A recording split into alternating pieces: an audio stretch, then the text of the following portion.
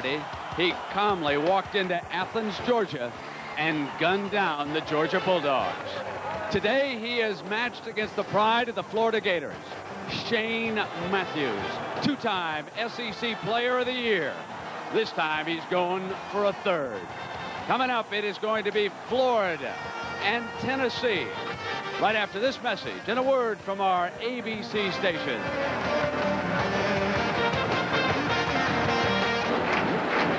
A sea of orange.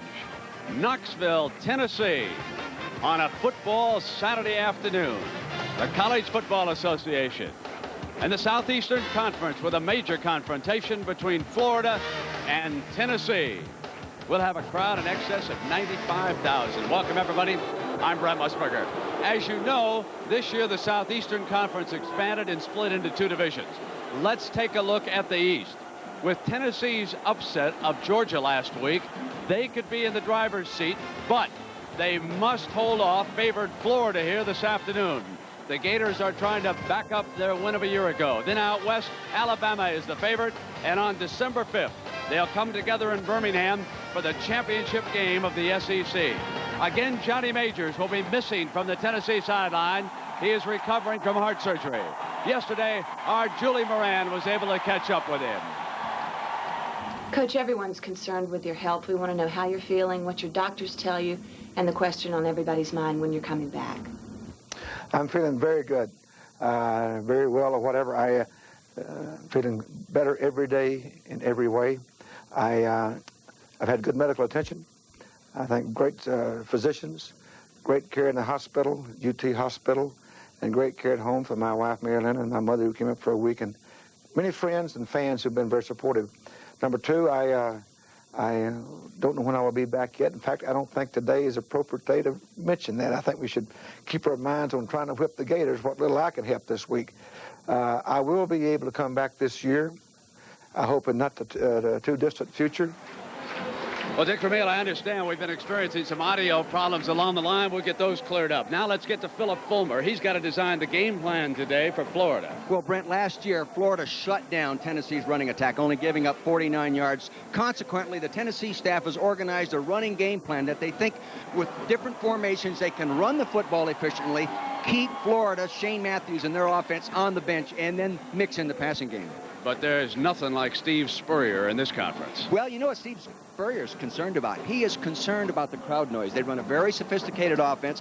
Consequently, he's going to call all the plays from the sideline as he normally does, but no audibles. Very simple calls. Pass protections will not have to be audible to. Running plays will not have to be audible to. And gradually get into a check system as the ball game goes along. Well, it's remarkable. This is the only place where Spurrier's lost a conference game. We'll be back with the kickoff. And with the visor, Steve Spurrier won a Heisman Trophy down at Florida in 1966. Has done a remarkable job here. Philip Fulmer, who took over and is now the interim coach as Johnny Majors recovers from heart surgery. Coach Majors expected back before the season is over, and keep that name in mind. Philip Fulmer someday will get an opportunity as a head coach. His Volunteers will kick it off. It'll be Joey Chapman, and the fun and gun of Florida will go on the attack. There is Larry Kennedy, one of the defensive backs, back on the goal line. A sea of orange.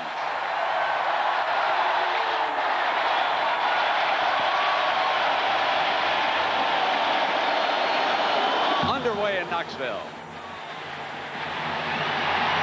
Beautiful kick. Shane Matthews.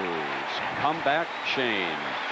Plenty of speed here. Gator fans certainly aware. Houston, Jackson, Eric with a T-Ret, and Reggie Green. We want to watch him right away. Number 78, he's the freshman. This is the match of his life today. He steps up in class and takes on a quality rush man, and number 58, Todd Kelly. It'll be a key duel all day long.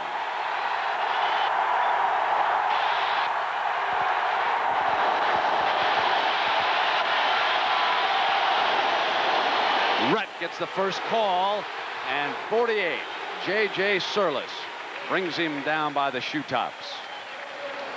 The defense, Jeff Tullis, unheralded, number 38. He's done a standout job for the Volunteers through 2 games. George Kidd, he stripped the ball from Andre Hastings late in the Georgia game as they wrapped it up.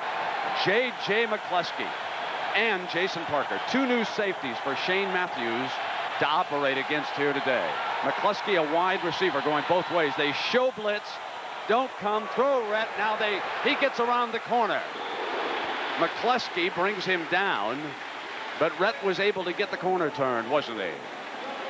Brent, you mentioned that they showed blitz and backed out, as you see on this replay. Larry Marmee, the defensive coordinator for Tennessee, said that's their plan. They're going to show blitz, then back out. They don't want to blitz Shane Matthews. They want to pretend like they're going to back out, play zone coverages, rush 3, cover 8, rush 4, cover 7. It's 3rd and 3. Will Rhett get the call, or will Spurrier throw coming out? He wants to throw. They run the draw. And Rhett gets the first down. Beautiful action on that play, which they use off their passing game. Here's the big freshman tackle that Brent was talking about, number 78, right-hand side of your screen against Kelly. He used a draw technique, and remember, you can use your hands. He jammed him and threw him upfield. Kelly likes to take that hard outside rush. It'll be a good match throughout the ballgame. They took advantage of that outside rush for a first down run, too. Now Kelly going to work against him again, and Rhett pounds away with 41, Reggie Ingram, the middle linebacker, swatting him. Reggie Ingram played very well last week. Brent, he already has 16 tackles on the season in just 2 ball games. That's real good production for an inside linebacker. Dick, all the Florida fans concerned about this young offensive line. What have you seen? I know it's very early here against Tennessee. Well, I'll tell you, I had the opportunity to really study them, and I was impressed. Yes, they are young, but very talented. And Reggie Green, the big true freshman, 300-pound left tackle, is the best young offensive tackle, Brent, that I've ever seen in college football. He is, and I'm not just saying that. I really mean it. There was something wrong with the clock, so they're getting that straightened out. Now 2nd and 5 for the Gators. The toss to Rhett. He'll sweep right behind the fullback. Gets a block and daylight. Knifed out of bounds by Jason Parker, the freshman. Nice run by Rhett.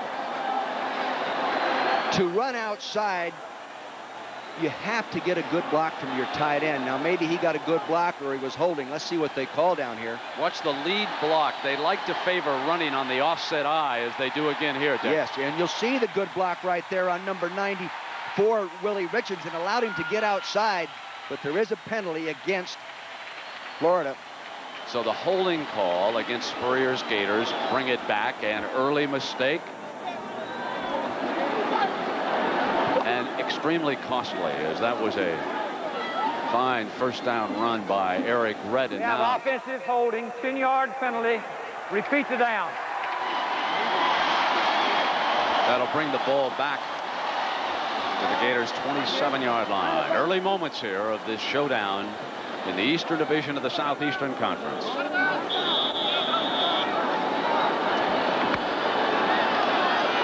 Florida is a great draw football team. Everybody talks about coordinating the draw with the passing game, but they run more draws than any passing team I've seen in college. 2nd and 15. And Matthews steps up against the pressure and is brought down at the 30-yard line. That was Jeff Tullis, number 38.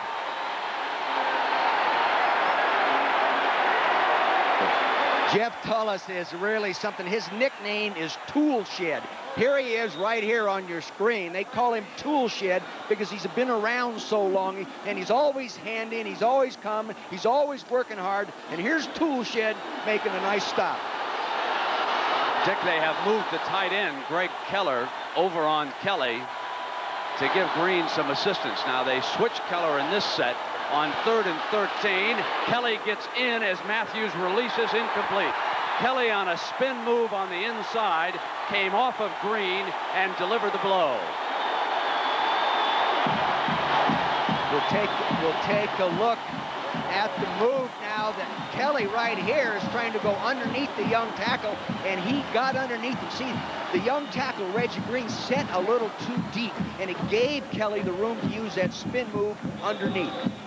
That's Sean Summers back to return Shane Edge's punt. How about a football team with two Shanes? This one's spelled a little bit differently, S-H-A-Y-N-E, and he's an outstanding punter. This could be pivotal if this gets into a hard-fought defensive game. That's a return-type punt. It'll be Summers at the 24. Summers looking for an alley is crushed at the 30-yard line, and a penalty flag comes flying.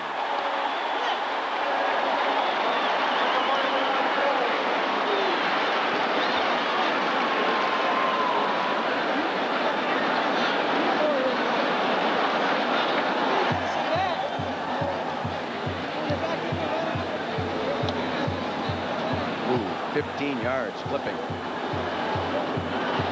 Boy.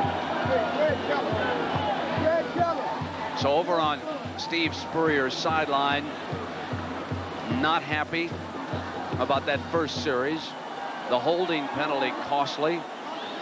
We have an illegal block in the back, 10 yards.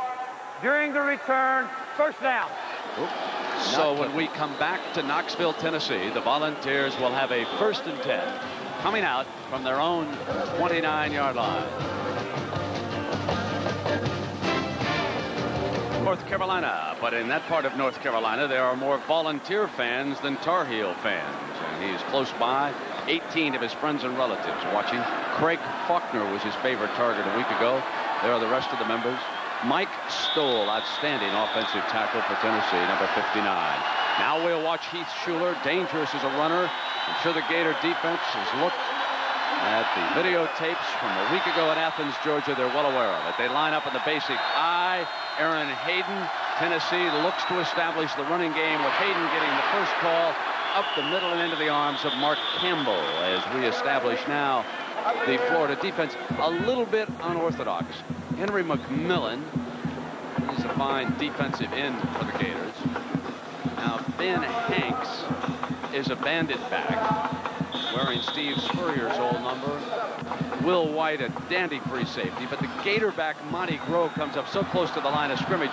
They basically work with 3 defensive backs and an extra linebacker type in that alignment. So they figure to be a little difficult to run on, and you can see the linebackers now stepping up into the gaps and backing away. As here comes Hayden, they're trying to cut him off. And 61 did just that, Ellis Johnson.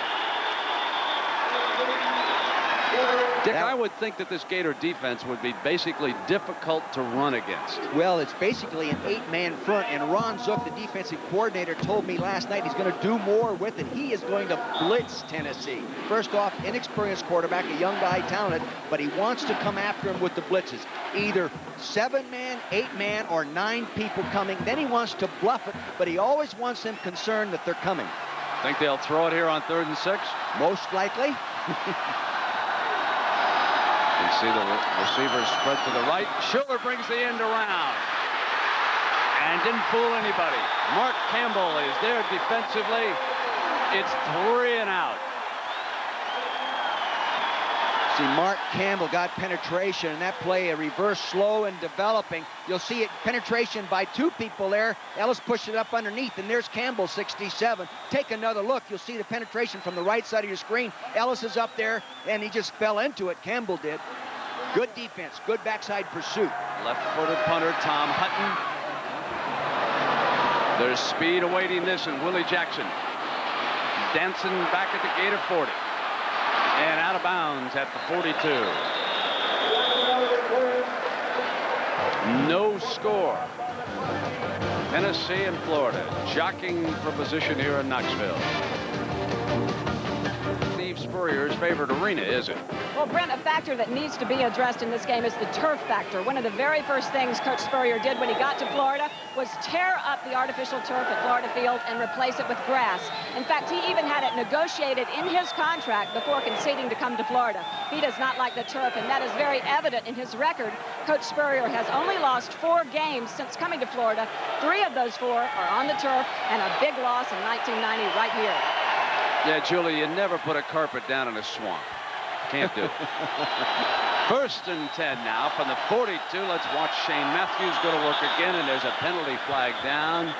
Appeared to be movement there before the snap. It may have been on big Reggie Green, the young freshman offensive tackle. He's thinking about that last spin move that Todd Kelly made on him. False start on the offense. 1st down. You'll see number 78. There's that big fella. You'll see him to the right side of your screen. See, he'll lift that hand just a little early. Actually, he allowed the defensive movement to really pull him off. So that's freshman inexperience. He bit. And this will be a duel worth watching all day. Kelly is cut off, jammed up. Matthews delivers the ball underneath to his running back, Kevin Randolph, sliding out as a receiver. 13-yard gain for the Gators. You'll see the defense went all zone. They drop out of here like this, and they check down the fullback in front of the zone. That's one problem with going all zone. See him check down there? The linebackers have dropped out of there, allowed the big hole. Actually, one linebacker didn't drop properly. The ball at midfield.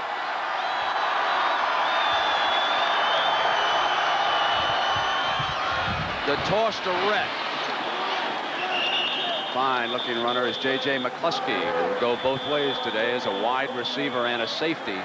Makes the stop. He was recruited out of Knoxville as a defensive back.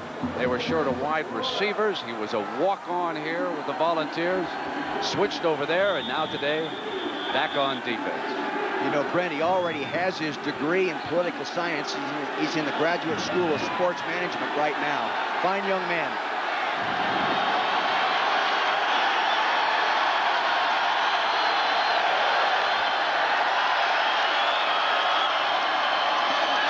Now Matthews steps over to the left, fires complete for another Gator 1st down.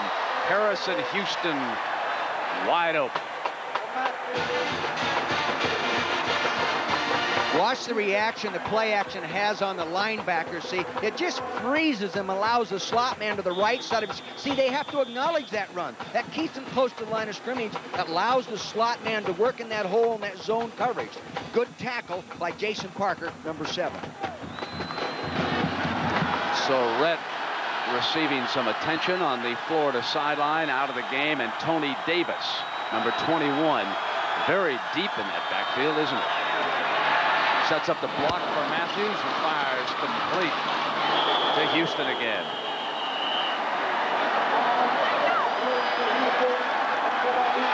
See, again now, Tennessee staying with that zone principle, either rush 3 and cover with 8 or rush 4 and cover with a 7. Very seldom will they blitz. If they are going to blitz, Brent, they'll blitz more down in here where their defenders don't have as much room and field to defend. 1st and 10, Florida on the move with their 2nd possession. They're into that Gator zone inside the 20. And Matthews with good protection fires for the end zone, incomplete. Houston. What they did was run a little play action inside off the draw fake, and they took the outside receiver and brought him in and ran the inside man trying to get man coverage to the corner. Pretty good coverage all the way because they went zone. See the delay on the outside. Now they have the safeties coming over there, and good safety coverage right there by Jason Parker, number 7. See, if you're in position as a safety, you should be able to make that play, but boy, that was closer than I thought. 5 defensive backs for Tennessee as Bennett checks in, and Matthews to throw against them. Plenty of time. Receivers were covered, and Matthews takes off. Penalty flag is thrown as Matthews steps out at the 12.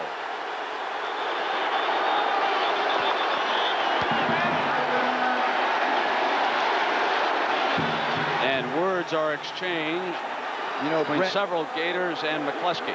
One thing is to be aggressive. The other thing is to be intelligent at the same time. Sometimes the young kids, they're young, they get so intense and so excited that they forget where that sideline is and go after somebody improperly.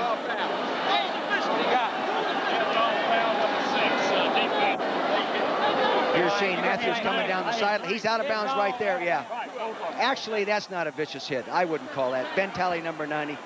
To me, he was trying to pull off when contact was made. No follow through. Poor call.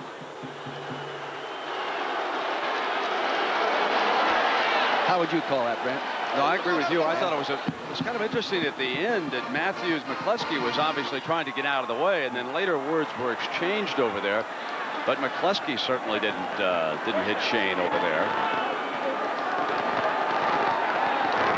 But it does give the Gators an excellent opportunity here to stick it in. We have a dead ball, personal foul against the defense, automatic first down.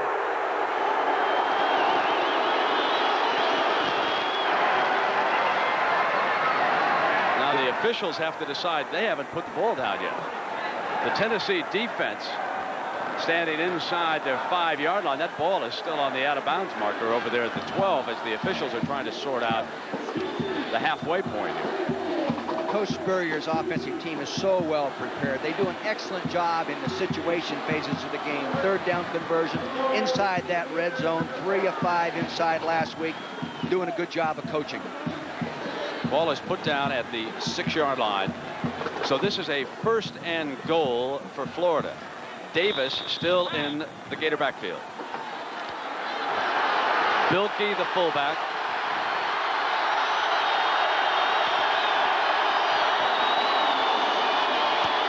The toss to Davis. Jammed up and out of bounds. And it'll be marked at about the 4-yard line. It'll be 2nd and goal. That was Ingram giving pursuit. Boy, there was a super block on that play by the substitute running back, Chris Bilkey, number 39. You'll see him at the right back right here. He does a real nice job of getting a lead block.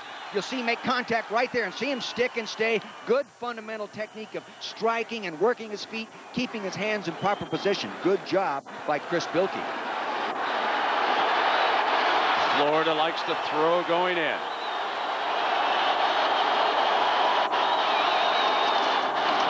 Here comes Houston on the end around. Tennessee not fooled. Beautiful defensive play by Jason Parker, the freshman safety. Well, Jason Parker was the safety that blew the coverage right before the half last week, Brent, against Georgia, and gave him a touchdown. This time, he saves a touchdown. You'll see what I'm talking about right here. They run a counter play, started and come back rather this way, and he is at home like he should be. See, here he comes now. Now, you'll see Jason Parker appear right there. The reason he was there, he was locked on man-to-man on that wingback in pass coverage. Now 3rd and goal. The Gators are confused with their personnel, and timeout is called by Florida. Bilkey didn't realize that he should have been off the field in this formation, and it costs the Gators a timeout. It'll be 3rd and goal from the 5. Eric Redd on the field for the Gators now. Well, Brent, Eric sprained his ankle just a little bit. They just retaped him, but he refused to wear high tops in the beginning of the game. Now he wants the high tops. They've sent out for the high tops, and they feel like he's going to be better on with the high tops when they bring those back out here. So missing their standout tailback, Eric Redd, with this important 3rd and goal at the Tennessee 5-yard line.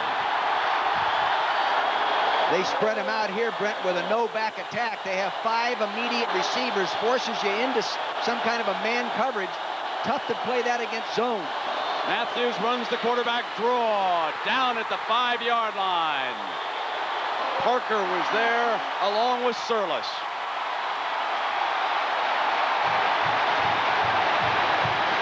Florida forced to attempt a field goal. This was one of the few weaknesses in their game against Kentucky. Actually, it's a little tougher to kick efficiently a field goal from this distance that is a little ways out, Brent, because that angle with that narrowed goalpost minus that 4 foot 10 inches in the rule change last year, that's a drastic angle from there. Shane Edge will put it down on the 12. A 22-yard field goal by Edmondson, the freshman, on its way. No good.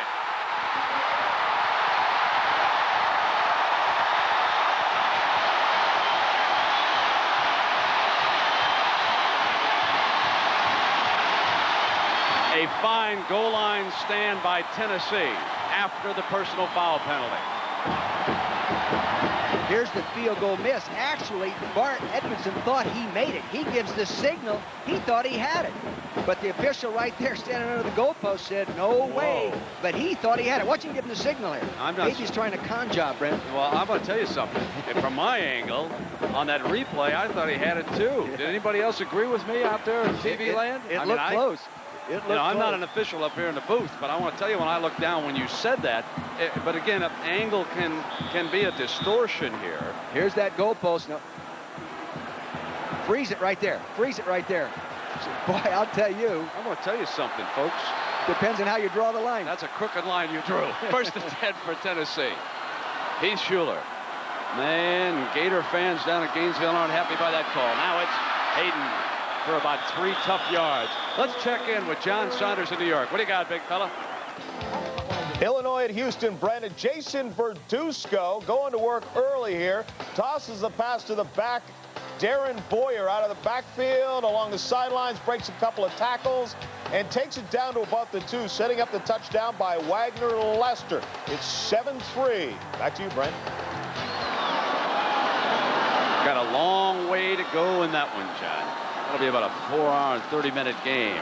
Schuler hands to the fullback Brunson, who smashes out to the 27 and into the arms of Kevin Carter. They're trying to slow down that good pass rush of Florida with trap blocking. That time they took the offensive right guard, Jeff Smith, and pulled him and trapped him. Now watch him pull across the screen here and trap the opposite side. See, they try to get him upfield. Boom, nice block, good technique, and running up inside there.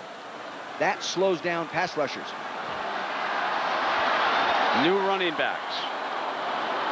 Garner on 3rd and 2. Looks like blitz, Brent. He's the JC Wiz. Yeah, here they come. Here he comes against it. First down, and he breaks it at the 40.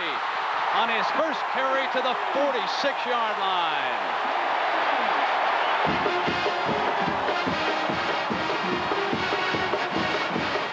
They were blitzing their outside linebackers, so they weren't in a position to fill once he popped up inside there. Good blocking at the point of attack, no penetration. And again, the disadvantage of a blitz is you commit so many people to rushing, there's no one to fill outside, inside.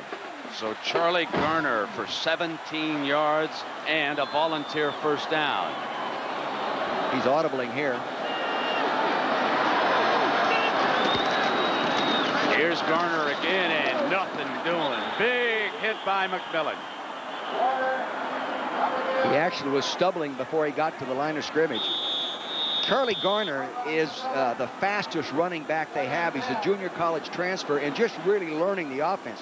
Ran for over 2,000 yards as a freshman in junior college. Got hurt the next year, only ran for 800 and something. But he is the guy that can break the long run. Dick, is there a danger that Tennessee is a little too conservative in this game so far? Actually, if I were Tennessee coaches, I'd be a little bit excited right now because Florida missing that field goal helps pump your squad up and it deflates the visitor. Now let's see what Heath Schuler does. He rolls to the right, has time, throws back to the left, and the far side double coverage incomplete. He threw into the teeth of the Gator coverage that time, determined to go back to that side to his wide receiver, Ronald Davis, number 1. Excellent safety play there by Del Spear, who was actually playing the right safety in a 2-deep 50% of the field. Did a nice job. Coming up, we have a doubleheader today. The Fighting Irish of Notre Dame. What do you think? Should they have passed that ball late? They'll pass it early against Michigan State, won't they, folks? They'll put it up. They got to today after that time. 3rd down and 10, and Schuler straight back. Incomplete. Not a real well-thrown ball that time, was it? Good coverage. They took away where he wanted to go with the ball initially. Then he went to his layoff, and there's linebackers covering the layoff people. No one to throw to. Good pass defense by Ron Zook's secondary. So the states of Tennessee and Florida in a typical Southeastern Conference war. Scoreless here in the early going. Florida misfiring on a short field goal. Wheaton hangs one high, and here's Jackson. Dances back to the middle. Breaks a tackle, and he's down at the 27, and a penalty flag flies.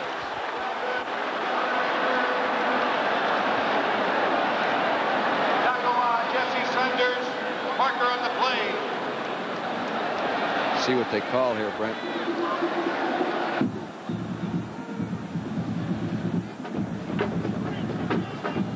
Last week, Tennessee did not do. Got pushing on the return team. Tennessee didn't do a good job of punt coverage, and they really emphasized it and got to the fundamental problems that they had last week of linemen not bending their knees and settling it before they try to make tackles, and they missed a lot of them last week. Steve Spurrier has to be concerned about the number of mistakes that the Gators have made here in the early going. That penalty has moved the ball back to the Florida 17-yard line.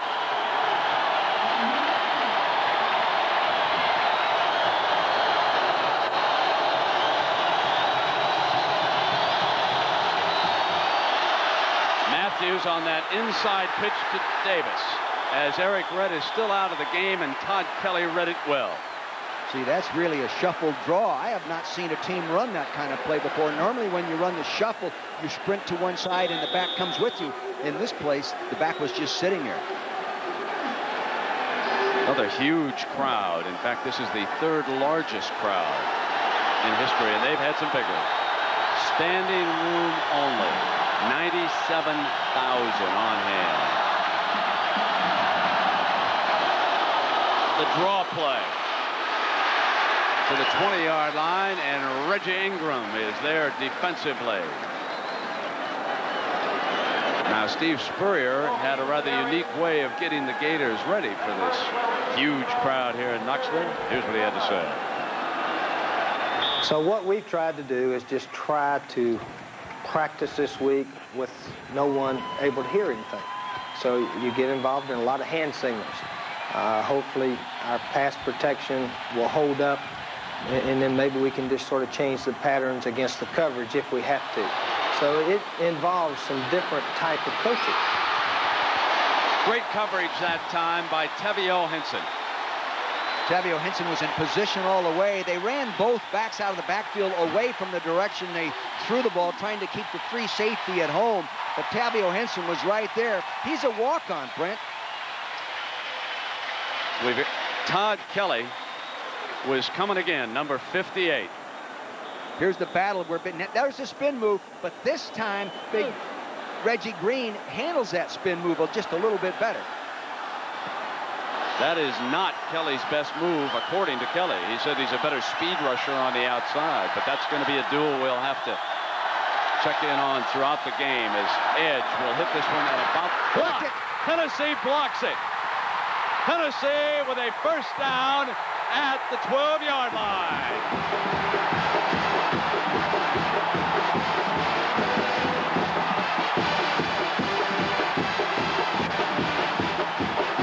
There's the young man who did it, Tracy Smith.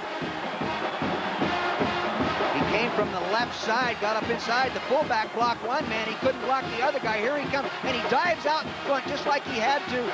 Good position, good block, and it looked like he got the ball off in good rhythm. The center got it back there. He might have hit that football in his hand just a little too long, but here comes the blocker, Tracy Smith. Big play. Normally you lose when you get a punt blocked.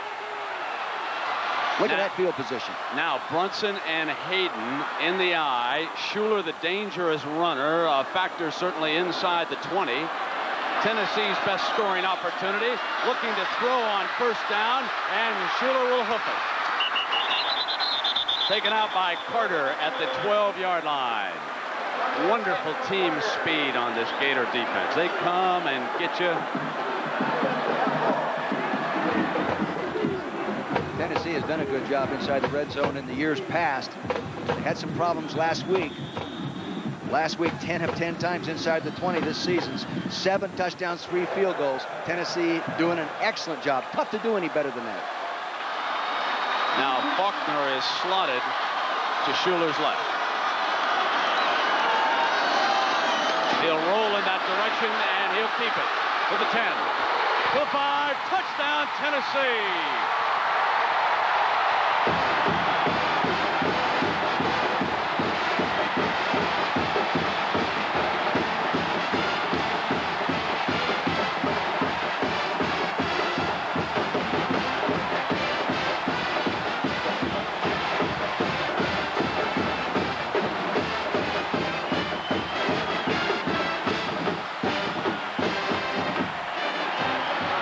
You know, Brent, after Heath Schuler's success at rolling out last week, I'm surprised that they let him get out there so cleanly and didn't have a man in a better containment position. John Bexford attempting the extra point. Tennessee leads it 7-0.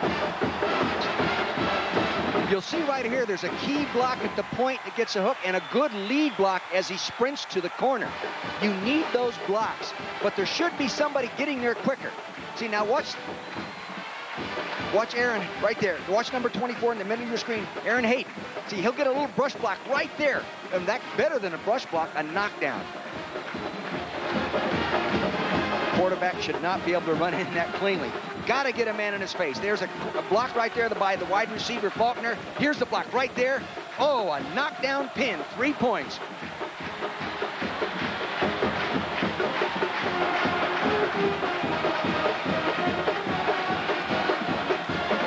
The difference in the football game, the kicking game. Florida misses a field goal that would have put them ahead. Tennessee blocks a punt, gets a first down at the Gator 12. And from there, Schuler runs in from the 11-yard line, his 4th rushing touchdown of the season, and Tennessee upsetting Florida 7-0.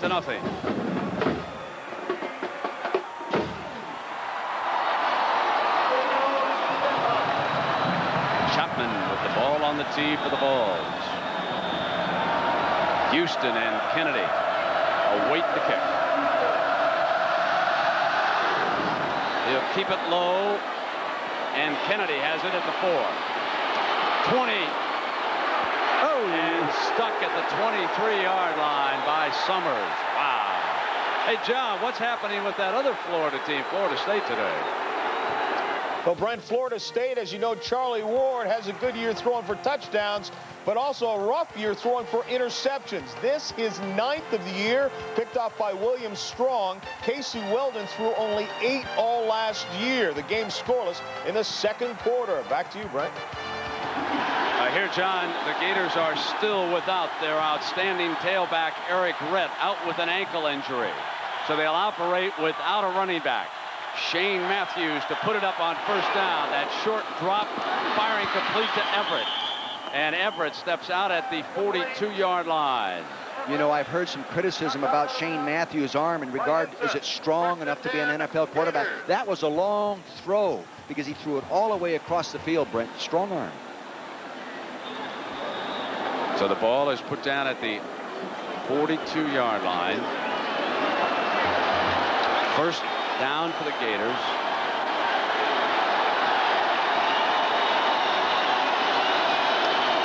Now Matthews firing that quick screen to the right side, and they bust into Tennessee territory. Willie Jackson, the receiver.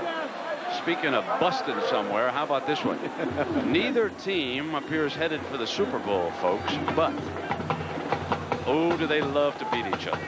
I wouldn't want to go to Chicago after they've gotten beat like the Giants have to go in there. And I expect the Giants to step up a notch. You know, they got a lot better in the second half last week, and they can go on from there. It'll be a heck of a football game. 9 Eastern, Giants and the Bears. Second down now for the Florida Gators. Davis on a spin, first down. George Kidd, number 42, the linebacker, wraps him up. The guy that really did a nice job on that play, Brent, was the defensive left end, James Wilson, 72. He really did a nice job. Now, just moments ago, Eric Rett was hustled into the Florida locker room. So he was not on the field when the Gators failed down there on 3rd and 5 because of an apparent ankle injury. He'd already carried 6 times for 21 yards when he left, and it has certainly altered the scheme of things here. Matthews, right side, incomplete as Jackson broke free. You know, Shane Matthews got rid of that ball quickly on that kind of fade pattern in a 5-step drop, but Reggie Green is improving in his ability to pass protect Todd Kelly. Timeout as we come to the end of the first quarter. Coach Philip Fulmer. That's his son, Philip Jr. there, carrying the cable for Dad.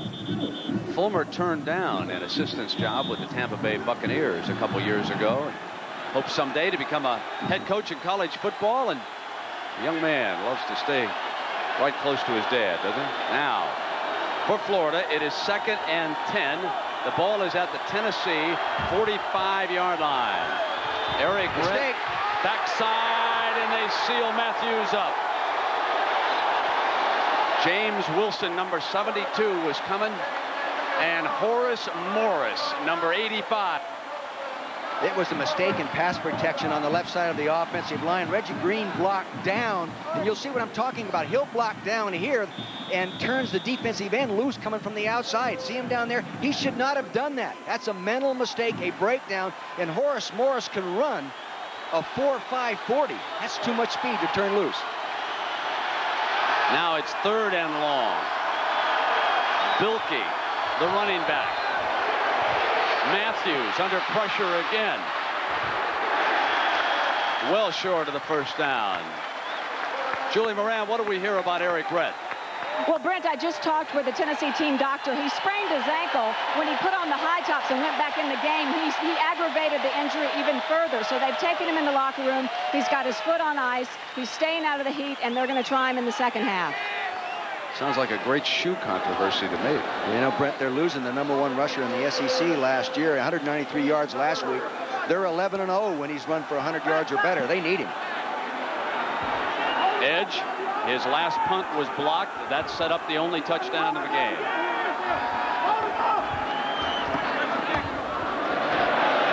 Too good a punt. That's going in the end zone. Oh, no, great bounce. Downed at the 5-yard line. That's a gator hop. 5 on this speed rush. Reggie kind of moves towards somebody else, and here comes Horace. And Julie Moran, he's quite a story. He sure is, Brent. He lost contact with his family for about 2 days during Hurricane Andrew. And I hear that we have his mom, Lillian, on the phone. Lillian, are you there? Yes, I am. Well, Horace was very concerned. He said it was hard for him to concentrate when he couldn't find you.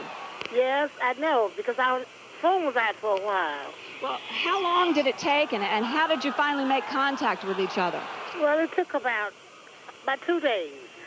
Right. And we finally got him, and he was very happy to hear from us. Describe the scene for me a little bit down there during the hurricane. Well, it was very bad, very windy. Horace tells me you had to drive for ice. You didn't have lights for 6 or 7 days, and he said, I'd watch the news and wonder where my mother was. Yes, we had to drive as far as West Palm Beach to get ice and water. Well, Lillian, I know you have a bunch of people over there watching the game. Enjoy it, and thanks for calling us today. Okay, thank you. Thanks, Julie, and Horace's mom, and your hearts go out to all those folks who suffered down there, not only in South Florida, but Louisiana, and now over in the state of Hawaii.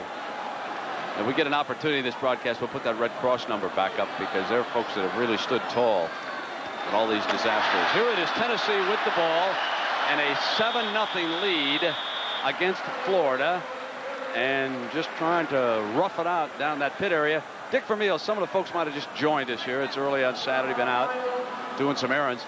What would you say is an overview of what we've watched here so far? Actually, I don't think the score is indicative of the way the game went. Florida has moved the ball better, but they got a punt block down inside that 20-yard line. That's a short field. Tennessee takes it on in and scores.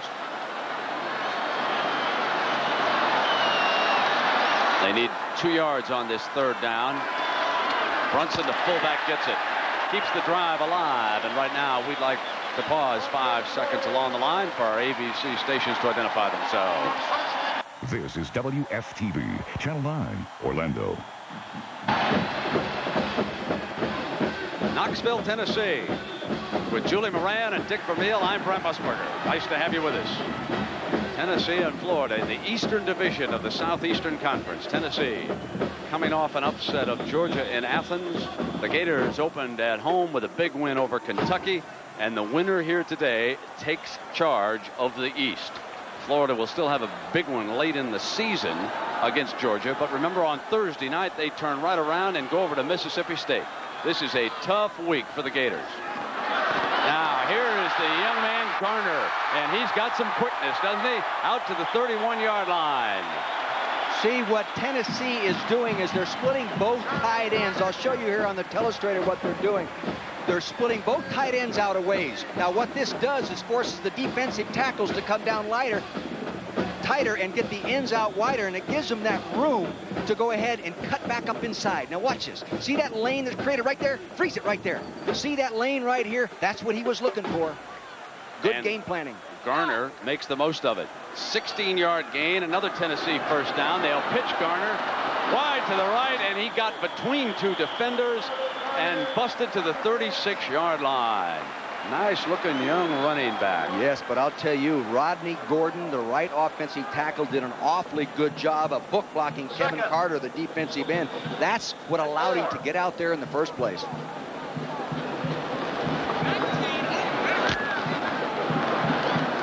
Well, Schuler shows a lot of poise for a true sophomore quarterback playing his third game, doesn't he?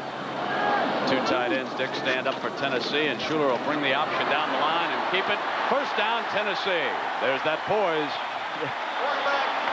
Good little running series. See, they ran the freeze trap option inside. That trap makes the defensive lineman close. He didn't give the ball to the fullback. He kept it and came down the line of scrimmage. Had the option of keeping or pitching it out.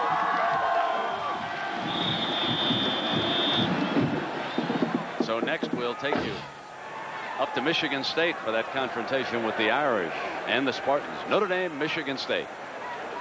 They're staying with those two flex tight ends right now, forcing them to reduce their defensive ends. Blitz. Here's Garner, and Groh missed him a second time, but forced him back. And number 57, Kevin Carter, did the rest. But that was Groh who came busting across and broke it up. Groh beat the tight end's block at the point of attack. He got outside. Now, Groh is not a true defensive end type guy. He plays what they call the gator back position. See, he's quick, and he turned it back inside there. There he is, number 10. Then there's good backside leverage on the play, and Kevin Carter, doing what he's supposed to do, makes the play. 18-yard loss, and James Stewart in as the Tennessee running back. Gets the call. Stewart's first call. And that was White bringing him down. Let's check in with John Saunders in New York. John? Florida State and NC State and the Wolfpack 3rd and goal. Terry Jordan gets a lot of pressure from Marvin Jones and just releases the ball, but they have to settle for the field goal from Steve Viditek. 3-0 is his score, about 8 minutes left, right?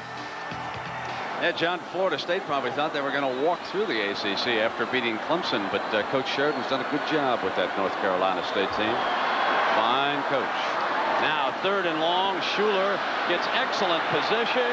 Down the middle, incomplete. He overthrew his wide receiver, Corey Fleming. He had good time. There's no safety helping him inside. All he had to do was get it there. He is now 0 for 3, and that can work against you. Plus, he's been throwing the ball downfield maybe just a little too far, trying to frighten, I think, Coach Zook, the defensive coordinator from Florida, to blitzing too much. And you're not going to stop this Florida offense all game, are you? No, no way. No way. Smart man, that Dick Vermeil. Here's Wheaton, and boy, they were coming after that. They wanted to even up the punt blocks, didn't they? Jackson bobbles it, runs it down, and dives on it at the 13-yard line. Very smart. If he had gone back and tried to pick it up, he might have lost the handle. He did not want to risk a turnover down there. We'll be right back to Knoxville. Well, it's been really tough, but you know, I've had a lot of family and friends that have been there for me, and you know, I'm just carrying on what my mom would want me to do. She'd just want me to go out every day and play as hard as I can. You know, not only play on the football field, but do well in class. So that's what I've been trying to do. I've got her initials sewn in my sweatbands that I wear, so you know, I know she's there with me, and I just try to play as hard as I can each play for her. So here, Shane and Florida coming up to the line of scrimmage off a play fake on first down, but it was whistled dead. Dick, it looks like the Gators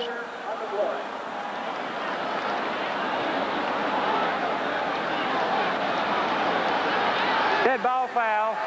False start on the offense. A lot of mistakes for Spurrier's team today, and it looks like they're going to experiment again at that running back spot. Well, you know, Kendra Malone, the number 2 running back, is injured, and he's not here. So number 3 running back and a true freshman, Tony Davis, is playing in there. A lot of inexperience in Florida's offensive football team, and that's one of the concerns they had, handling the pressure of playing in Tennessee. Bilkey and Davis are behind Matthews. This is Davis, and he cannot escape Shane Bonham. Shane Bonham did a real nice job of beating Jim Watson on that. It was a draw, and he took that inside move and came right down the line of scrimmage. Made a nice play. There's the only veteran in this offensive line. 11 starts last year, won the leadership award in spring practice, graded out 86% in blocking last year, number 2 on the offensive line in 91. So here's the matchup.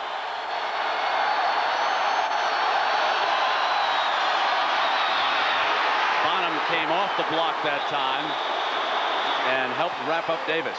Ingram was also there. Bonham's having a good game, but Ingram, you know, we called his name a lot last week and just filling those holes up inside. He's a physical guy at 6'2", 235, 240, so and he can make those inside plays.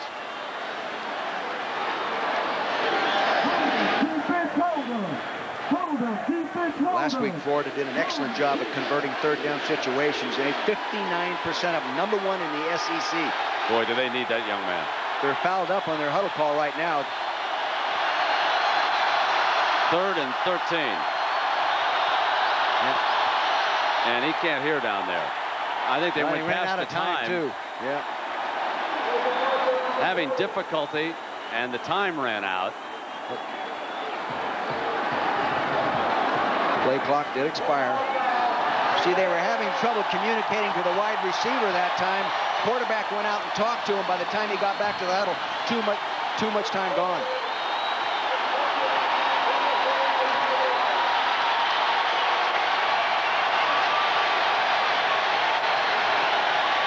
Big things in this situation for the offense in the noisy end zone like that is keep it simple. Keep it simple. Don't go on the first sound. They have yanked the quarterback out, and they have sent Dean in on this play. Matthews out of the game, and Coach Spurrier, what a tough spot for a quarterback to step into. He's going to roll to the left, throw deep down the sideline, jump ball incomplete.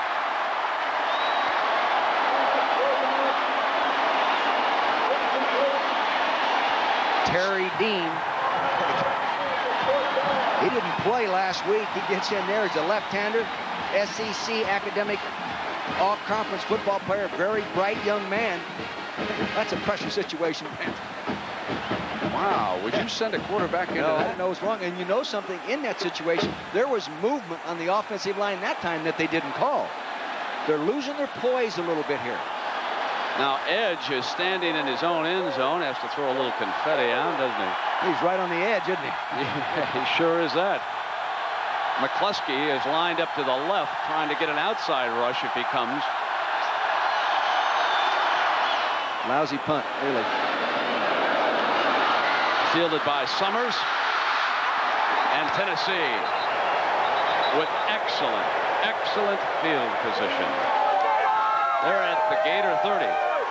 Things are not going Florida's way, are they? Smokey's having himself a day. Boy, what a great spot to start out your drive here on the 30-yard line. Boy, that's a short field. And Heath Schuler, with his running ability, can make it even shorter. He has scored the game's only touchdown, hasn't completed a pass yet. They've been going deep with him consistently. They've got to let him throw those intermediate patterns. They have not shown pass on first down, and the Gators tighten up at the line. They show 8 up at the line of scrimmage right now. And it's Brunson. Outnumbered as he was, he battled for 2 or 3 yards into the teeth of that defense. Last week against Georgia, it was Heath Schuler standing up, though, and taking charge, and we asked him about the leadership of this Tennessee team. I think it really took over during the Georgia game, the leadership role that I played in that. A lot of the times in the first game that I was looking to them for the leadership, and I felt the responsibility going into that game that I had to show more of the leadership and be the field general, and in order to improve our team, and we had to score in the last drive, and I told them, I said, listen guys, I'll go out, play together as one team, 1 unit, and we'll get the job done. To Craig Faulkner, who was his favorite target last week in Athens, his first completion of this game against Florida for 7 yards. You see, he sprinted out on that, Brent. If they rush or blitz inside and he's outside of it, he's home free. Plus, now it's a higher percentage throw. He gets good blocking there. It's a higher percentage throw. The safety was backed off him like that. He just takes the flat, he goes up, and Willie White makes the tackle. The big thing with the tackle by the safety is just to get him to the ground. You don't have to be a vicious guy. Kevin Carter injured on that play. He received medical attention, so he goes over to the Gator sideline. Kevin Carter is a pre-pharmacy student, 3.7 GPA in high school, outstanding student. Talking to the coaches about him last night, they say when he fills in and plays to how he looks, he's going to be an all-conference defensive lineman. First and 10 Volunteers, up by 7 and driving again. Stewart to the 15. McMillan as Shane Matthews, who was yanked off the field on 3rd and long and replaced by Dean for a play, alone with his thoughts over there on the Florida sideline. I don't look for David Cutliff, the offensive coordinator, to take any chances down here. He's already in field goal range. He already has a 7-point lead. Don't take a sack. Don't turn it over. Looks like blitz. Here they come. Got a trap. Stewart, touchdown Tennessee.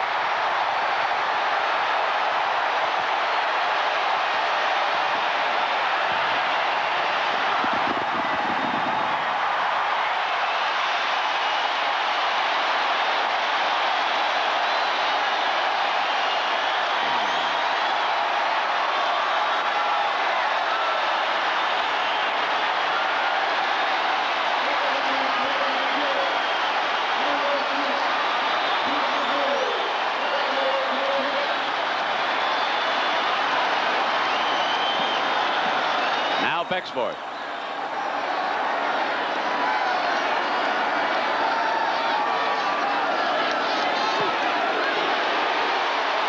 It's 14-0 Tennessee.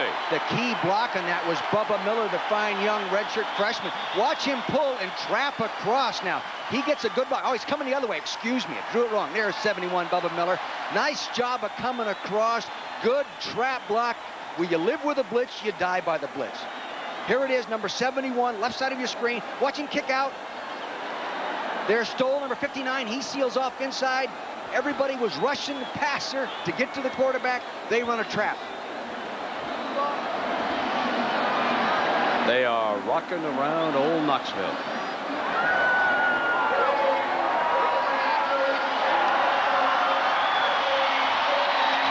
It is the kicking game that has turned everything around here. Florida has missed a field goal. Florida's had a punt block. Florida has bobbled a punt and had to fall on it inside the 15-yard line. Boy, I tell you, you're giving up those kind of field positions. See, most people don't look at it as a block punt as a turnover, but that's really what it is, Brent. It's not listed as a turnover, but it is a critical turnover. Get me the operator. Houston and Kennedy will try to give the Gators a spark here with 4 minutes left in the half.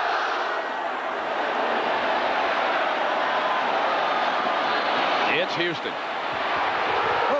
Down at the 12-yard line as the Tennessee kicking team swarms all over. Great coverage. These Tennessee kids are really inspired. And tonight, action and adventure from a new time and place. The premiere of Covington Cross at its regular night and time. Then Clint Eastwood stalks a serial killer in Tightrope, the Saturday night movie tonight on ABC. Does old Clint talk in Tightrope, Dick? Does he say anything? Does he have any lines? He doesn't have to say much. No, just get the magnum out. He's an action guy. Give me that big. Well, here's Shane Matthews after being yanked for one play, back for the Gators. That no-back attack with Eric Rhett injured, firing underneath to Houston. And Houston dances to the 30 and a first down. A little bit of a sparkling play as George Kidd wraps him up after 19 yards. They're going with no huddle. So you get in that loose zone, and then you find that hole in the zone. Actually, I still believe there's an inside linebacker dropping out of position in those middle zone. It's too big a hole. 4 wide receivers. The 2 Jacksons, Houston and Everett, on the field for Matthews. Throws to a diving Jackson at the 47-yard line. This is Jack Jackson. Jack Jackson, outstanding student in high school, and really shows his outstanding ability to make the difficult catch. Now watch this. He's going up outside. There was a zone coverage out there. He goes up out. Now watch him twist around. Good concentration of the ball. He gets the foot down, moves the chains. Nice job. Working against the clock, going to their 2-minute drill. Incomplete. Houston was well covered by the linebacker Kidd that time, and anytime a Tennessee linebacker can stay with this wide receiver speed, it has to be considered an advantage, folks. I think he took an advantage. I think he grabbed and held on to him, Brent. Yeah, he held him. Get his belt with both hands and just hang on. Nobody saw it, but he grabbed a hold of him. This would be huge if Florida can move it down the field and strike before the end of the first half. Matthews trying to do just that, incomplete. There's Jackson and Horace Morris coming. Horace Morris came around the outside of Reggie Green late, got off him, and Reggie actually quit taking him hard to the outside, gave up on that block too soon. Steve Spurrier down on that Florida sideline said he felt Shane Matthews was rattled. The noise getting to him. He wasn't handling things the way he should, and he yanked him for a play. That's the word from Spurrier's sideline. Matthews now back in. This a big 3rd down late in the first half. And Matthews attempts to run for it. Steps out of bounds inside the 45. That's very close. Did he get the first down? Good poise. You know, and, Shane Matthews is not known for his running ability. So they'll move the chains there with that ability. He looked like he could move all right there. He got just enough, didn't he? Now Matthews up over the middle to Jackson. Down at the 31-yard line, and this is Willie Jackson. See, they're running the delay patterns to the slot man underneath the linebackers, and they're forcing, like Reggie Ingram, the big linebacker, to make the play on those wide receivers coming inside on the delay. 3 minutes left in the half. Matthews told me last night in visiting with him, he loves these pressure situations. He loves to be able to audible. This is what he thinks he does best. So timeout has been called by Tennessee, and while they do that, let us check in on the primetime lineup, including the big Monday nighter. Time report, John Saunders with scores and highlights. He'll check in on that Florida State action. Marshall Faulk running for more than the Heisman. You folks in New York will get an opportunity to see him in San Diego State against UCLA next week. And we'll take a look at the second game of our doubleheader today. Notre Dame at Michigan State. There's how the 2 quarterbacks shape up today. But the key stat for Schuler is his running ability for Tennessee. And he has scored one of their 2 touchdowns. And has had great field position too, Brent. Now Matthews under pressure fires to Houston, and Houston steps out at the first down marker at the 21. It'll be a first down. Roughing the passer. They're calling James Wilson for a late hit. He came off the right side of the offense there. Here he is at the bottom of your screen, number 72. Again, a pass protection mistake by James Wilson, number 72. He turned him loose right there. James Wilson was turned loose. I think Ryan Taylor, 76, was supposed to pick him up.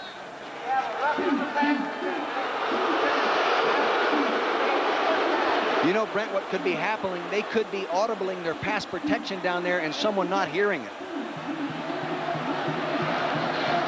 That was a good call. Can't drop that helmet.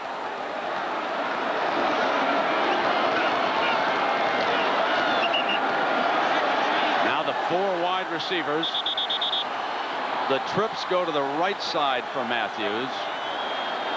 Many times, Brent, Coach Spurrier likes to load one side of the field. It's hoping that he can get one-on-one coverage back to the other side. If he does, he will get Smith locked up on Jack Jackson, which would be one heck of a duel. Smith stood up last week and was the most outstanding of the Tennessee defensive backs. He's talking to some of his teammates back there in the secondary right now. And they're going to bring the Gators back together and huddle them up again. You know, that Jack Jackson has caught 11 touchdowns in his career already and 56 receptions. That's a ratio of 1 in 5. And when you look at the 3 starting receivers on this football team at Florida, they all have that ratio of every 5th catch being in the end zone. So you can look for them to throw the ball down here. They had to straighten out where the spot was after the personal foul. The ball was put down right about the 10-yard line, right about the Tennessee 10. It'll be a first down for Florida. Boy, that tight end over on the left side is open. He's going to throw to him. Touchdown, Florida. I saw that, Brent. There's no way they were going to cover him in that coverage. So Aubrey Hill came off that stand-up position, broke free in the end zone. He was inside of the Jackson-Smith duel. Shane Matthews saw exactly what I saw. One guy splitting the difference between 2 people, a slotted tight end and a wide receiver, and he saw it, and he got him the ball as quickly as he possibly could. The result, the touchdown.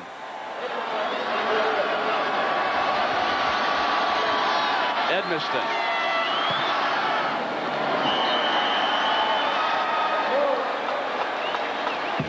So he adds the extra point. The officials look a little confused there underneath the goalpost, didn't they? Oh, they never get confused. They're never confused. You're watching, he's going to unload the ball quickly. See, he wanted to get rid of it. He knew it was going to be there. This defender was trying to cover 2 people. Tracy Smith trying to cover the wide receiver and Aubrey Hill 82 at the same time. You put your finger on it. When Spurrier and Florida overloaded the right side, the whole defensive backfield rotated over there. This and is Smith what he was likes. locked up one-on-one. Yeah, many people load you up one side to run combination patterns. Spurrier likes to load you up and get back away from the strength of the coverage. Good coaching. And Smith had no chance, did he? He was working on 2 receivers that time, in effect, and Shane could have gone the other way. Now, Tennessee apparently realized during that play that they were in trouble. You know, I actually, in coaching experience, Brett, have looked out on the field and saw a wide receiver line up and no defensive back lined up on him, and we didn't get him the football. That was almost the same situation right there, but they got him the football. Now Ryan Ruland to kick it off for Florida.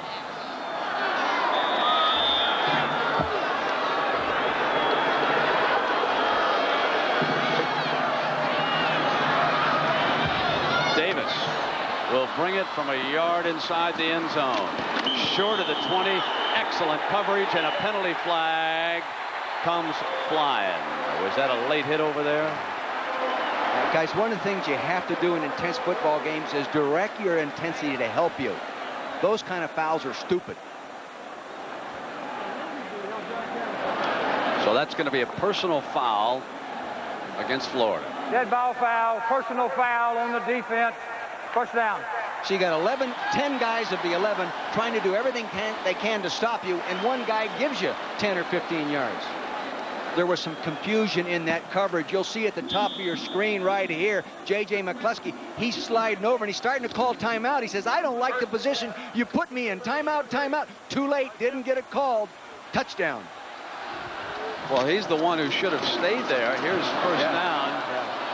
If you go back on that play, as a penalty marker comes down here at the 35, McCluskey, had he stayed there, his man would have been Hill, who was coming right over. Hill just simply comes off. He's a standout outside the tackle. You can't see him. He simply runs to the open spot, and Matthews hits him. Now they have one corner trying to cover a guy going down the sideline. There's Smith. See, and here's an offensive guy, J.J. McCluskey. We watched him play wide receiver last week, playing the secondary this week. Hey, we've had some strange things going on here in Knoxville today. Florida really gained some momentum again, Noah, with getting that drive going and getting in the end zone. Now first down for the Volunteers. Garner to the 43-yard line. 2:15 left in the first half. McMillan, he's played well for the Gators here in the first half. McMillan is a real good football player. You know, he played in the Florida All-Star game against Georgia. The dominating player in high school. Senior year got 10 sacks alone. That's a lot of sacks because, you know, they don't throw the ball that in many times in high school conferences.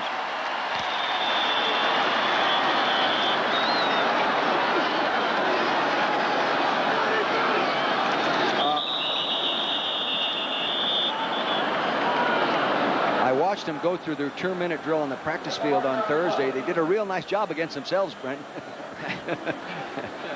Dead ball foul, 5 yards, false start on the offense. I think I mentioned we had that Horace Morris story that if we got an opportunity, we'd put up the Red Cross number. And why don't we do that right now for the folks at home? That's the disaster relief, and we've had a few disasters. Hawaii, Florida, Louisiana, there was the number. Yeah. You know, with the score 14-7, he's sort of in charge right now. I'd just make darn sure I don't do anything stupid with the football and turn it over. Incomplete. He trapped it. That's Kendrick Jones.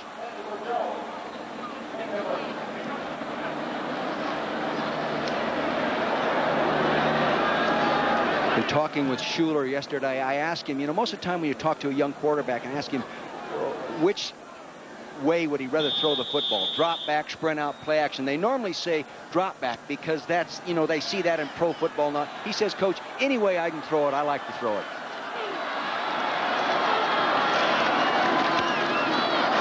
Big hole for Garner. Breaks free at the 50. Inside the 35-yard line. Monty Grove brings him down. Showing why he has replaced Hayden. Real good footwork, good maneuverability there in the open field. He runs out of a tackle, good cutback.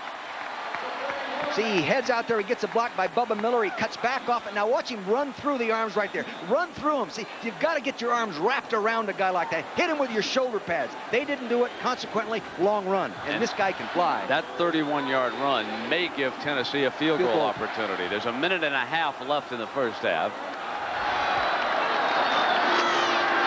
Schuler, receivers clogged on the hit, throws complete to the 10-yard line. Forget the field goal, he's going for the 6. David Horn with a hit, and Schuler still delivered the ball. Wow. Talk about showing some poise as a sophomore, true sophomore. Drop back pass, he's trying to attack the zones, he sets up and fights down. He knows he's going to get hit. Now watch him jump, he sees the seam, he gets hit, throws the ball as he's in the air, throws a completed pass. Excellent job by Heath Schuler. And Becksport stays ready on the Tennessee sideline. Plenty of time now to go for the 6, right? 1:15. Garner in at tailback. Ball's at the 11. Schuler keeps it and follows the fullback for a couple of yards. Wanted to run the option. He has 2 timeouts. He has 1. Now he has 1. That's it. Good decision. You know, and their field goal kicker, John Becksport, kicked 2 for 2 or 3 for 3 last week, and I watched him on the practice field Thursday, and I'll tell you, he nails the ball. I mean, 55 yards was not a challenge for him. What would you call here? Right down here, I'd run play-action pass here on 2nd down. I'd run play-action pass, not wait to the 3rd down situation. Would you blitz if you were the Florida defensive guy? I don't think I would right now, but if I were going to blitz, I'd blitz with an outside people to prevent the sprint out, because last week in this situation, Tennessee came with a quarterback on the corner. Today in this situation, going the other way, they got the quarterback on the corner, blocked everybody, and he runs it in. So I would, if I was going to bring anybody, I'd bring them outside wide, Brent. Doubleheader coming up. Next, it'll be the Fighting Irish of Notre Dame. They go to East Lansing to take on the Michigan State Spartans. The Irish slipped to 7 after that tie with Michigan. Michigan goes today without Elvis Grbac. Next week, Michigan at home in Ann Arbor to Houston. The Ball inside the 10-yard line here for sure in Tennessee. This is a second down play. This is their rollout formation. Here he comes to the left. There's a penalty marker on the play. Schuler breaks a tackle out of bounds at the 1-yard line, but there is a penalty flag. The referee is, let's see what he's got. We have too many men on the field on the offense. You know, they had 3 wide receivers and an I formation as well. Evidently, the tailback stayed in. I always like that play down inside the 20. Hey, it works once in a while. I've seen people get away with it. Give me that 12th man. That's a good one.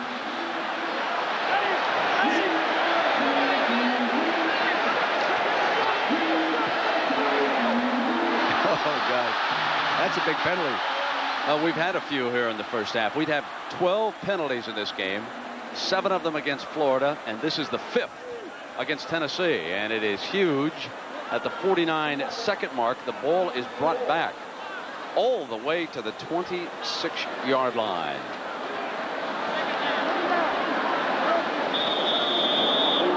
Tennessee would like to pick up a few yards, and again, they'll go back to settling for the field goal, won't they? Yeah, well, they've been so efficient inside this red zone. Of course, right now, they're outside of it.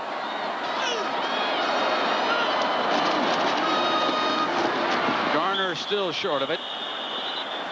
Tripped up down at the 21-yard line. McMillan got in there behind him, and so did Big Johnson. Got a hand on it. McMillan came down the line of scrimmage nicely, just like a defensive tackle ought to. Last year, he was a backup defensive lineman for Brad Culpepper, who's now with the Minnesota Vikings and playing well.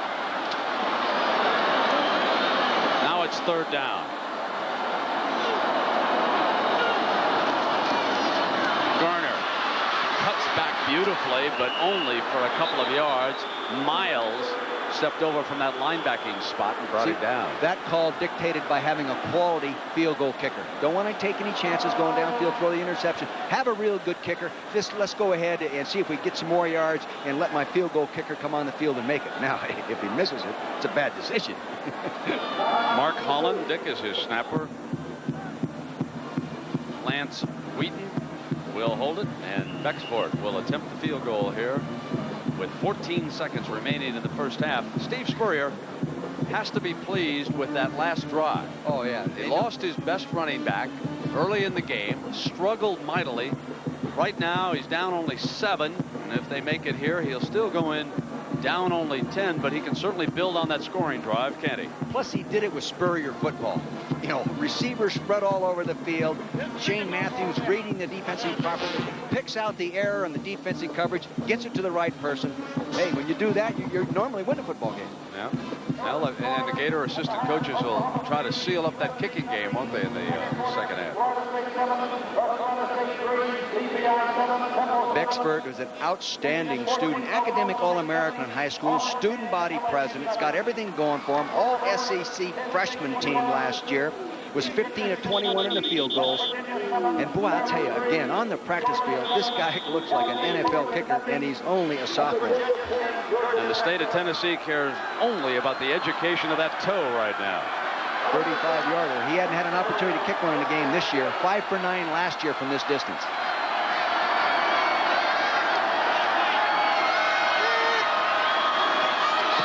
On its way. Good.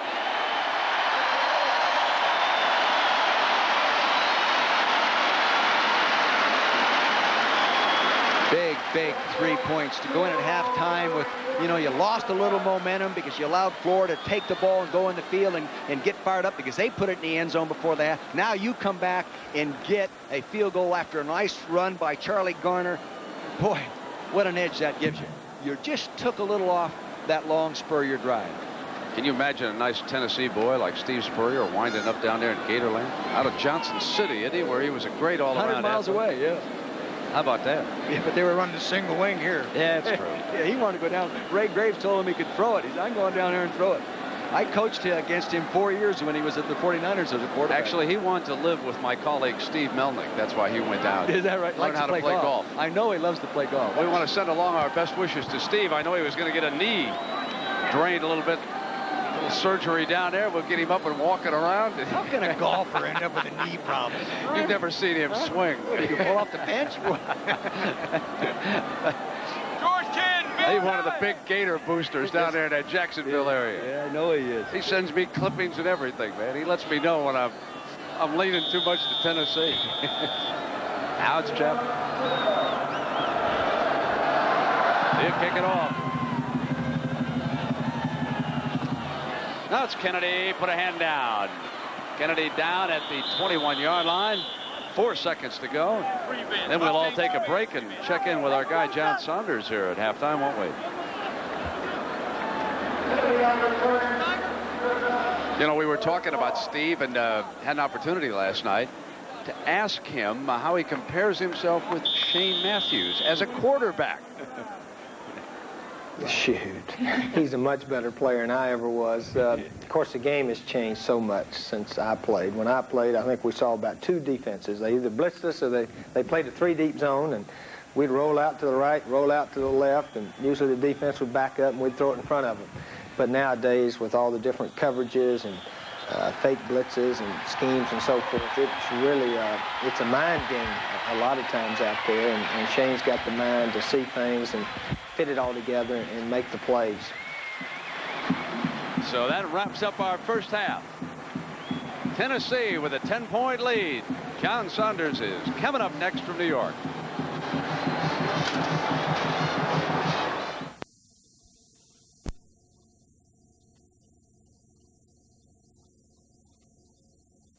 Ready to start the second half. A look at the Tennessee bench. And Dick Vermeil, what about the Gator defense as we start the second half? Well, I think it's critical for them to come out and have a real good dominant series right here and gain some physical tempo to start this second half.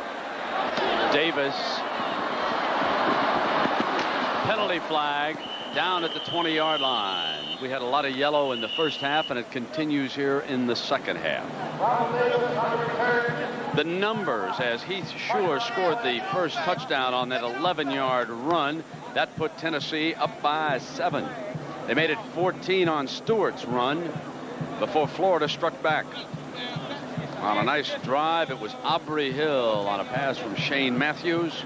Then the field goal by John Bexford. And that's where we stand right now, 17-7. As you look at the numbers down at the bottom, Dick, that has been a critical difference, the starting field position. Oh, yes. With that block punt, it just magnifies their problem. Average starting on the 21-yard line for Florida, 40-yard line for Tennessee. That's a much shorter field. Tennessee wanted to come in and run the football. They've run for 133 yards. They've good job of containing Florida's passing attack. It's much longer here. After that penalty, the ball moved back to the 10-yard line for Schuler and the Volunteers. And the fullback, the short man in that formation, and Florida pounces on it. Mario Bronson took it inside. What are they calling? They call it ruling down or what? They might have ruled he was down. Ruling down. Mario Brunson doesn't get to carry the ball very many times. He carried 11 so far, 24 last year, and he was a converted offensive guard. Oh, and Spurrier, he's whizzed. Woo, look at him. There goes his visor. After this play, Dick, we'll get an opportunity to take a look at that, and we'll let you all make up your minds. I honestly did not see it. Dick saw it first. Off a play fake, Schuler down the middle, incomplete. Now, after that incompletion, let's take a look and see if this was a fumble by Brunson. A critical moment here early in the second half. It's a direct handoff, usually very easy exchange for the quarterback. See, he seats the ball in the stomach, gives him the football right there. It's in there. It's locked in tight nicely right now. He's up inside the hole. We can't see it right there. Hey, he's looking for the football. The ball is out. Actually, it depends on who fell on it. No question, that was a fumble. No question, it was out of there.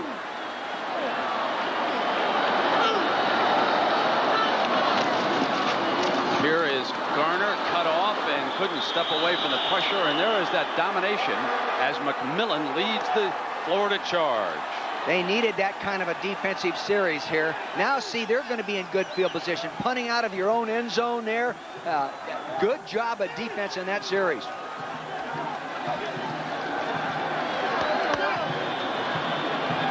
So now it will be Hutton punting out of the Tennessee end zone. He averaged 43.6 in the first half. That's a low-type punt. You normally can get a return. Fell down. Jackson at the 49-yard line, where it will be first down for Florida.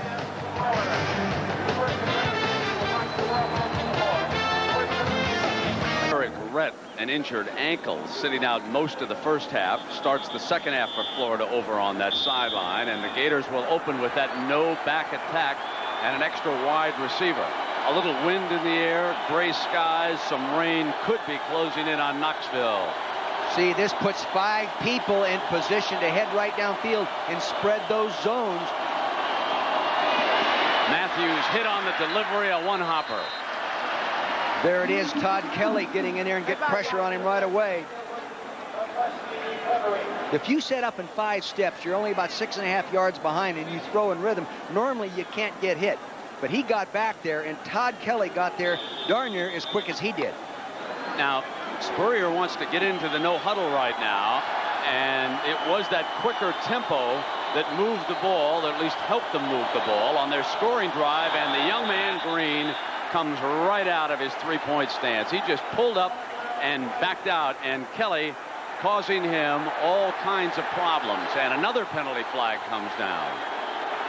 See, what happened is big Reggie Green, the freshman. False start on the offense.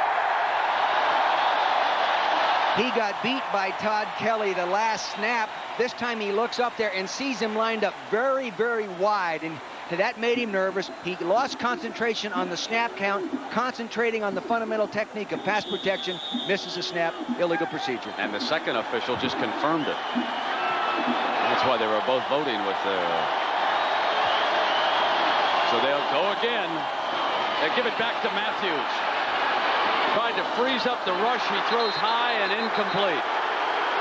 That's an admission that the rush by the defensive line is causing Florida trouble when you do something like that. Yeah, you bring in those 2 tight ends. That puts 2 tight ends to help your tackles as they release, even if they release in pass. You'll see he tosses the ball now to Rhett. See, and he gets it right back to him. The old flea flicker play. I think the first time I ever saw that was by a Paul Brown coach football team. A little bit over the top. So the injured ankle now ready for a testing. As Rhett back in the game, and he'll give it back to Matthews again, and they'll throw short. And that was Kelly all over him. Number 58, Todd Kelly. He came into the ball game with 58 career sacks, and I really think this is more of an assignment error than it is a physical breakdown. Top of your screen, you'll see number 78. He steps down inside. The tight end has him inside, leaves that big gap, and he just keeps coming. They can't give him that much space to come underneath the tight end. He just gave him a simple bull rush. That's made right. That move to the inside and kept on muscling through him that time, and Florida forced the punt. Hey, that's pretty good, Coach Mushberger. There, a bull rush. Hey, you're really coming on. Well, that's what Todd told me that he was going to do against the young man. So I just remember what they told me. A high punt by Edge, fielded now by Summers. He's the return man, alley right side. Summers, 40, 45, across midfield. Shane Edge forced to make the stop, and there's that kicking game edge for the Volunteers again.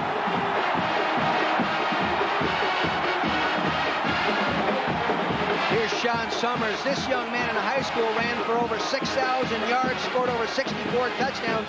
Many of the touchdowns were scored on punt returns. You can see why. Poor punt coverage. You must come to balance. Drop those hips, widen the base, keep your shoulders square, and move in and make the tackle. They're overrunning their ability to make the tackle. Kicking game again, killing them. Brunson and Garner are the Tennessee running backs. Off a fake, Schuler sprinting out to the left. Throws high and incomplete. Had a man wide open at the 38-yard line. That was Faulkner. They can't say enough about Schuler around this campus. I was talking with Doug Dickey, the athletic director, at dinner the other night, and he said he really reminds him of a Paul Horning because he has that look of a winner in his eye. He has great confidence, great poise, and he can do it all.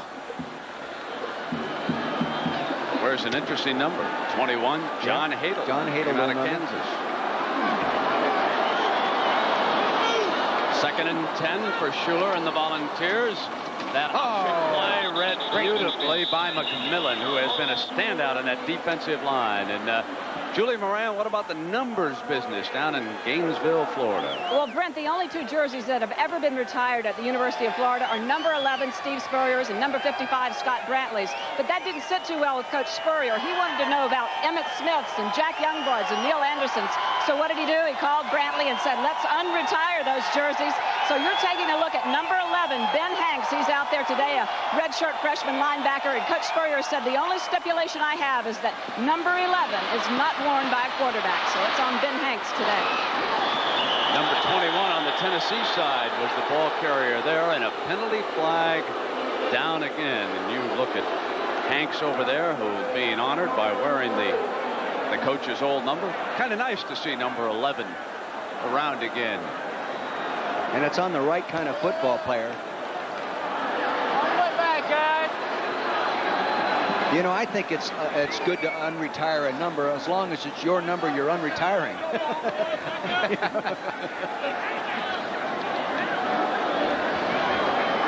Think George Steinbrenner will unretire number 3 when he gets back to Yankee Stadium? I kind of doubt it. Holding on the offense. The penalty is declined. 4th down. Good defensive series. But because of the difference in the kicking game so far, Tennessee moved way down, and they should seal up the Florida offense. Great comment. See, now they're going to lose the great field position they started out with right off the bat. See, their first drive was the best position they had. A long punt return ruined that, and right here, they're going to be deep in their own territory. Jackson's going to let this one go in. They'll try to save it. If it's in the end zone, it'll come out, a touchback, out on the 20-yard line.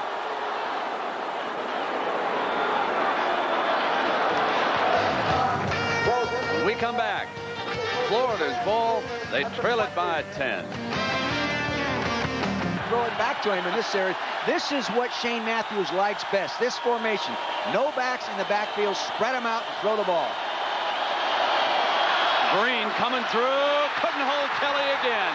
Kelly all over him, took an inside charge, and the freshman is getting an education. Well, he got an education. He's been beaten on the outside. This time, Todd Kelly gives him the move to the inside. Now watch him take the inside. Number 78 Green, he sets, there he comes hard to the inside, and he doesn't get his body over in front of him and jamming properly. Gives him that space. Todd Kelly, too strong with that much space. He gets the quarterback. Got to teach that young man how to hold. Oh, he'll learn that. He'll learn that.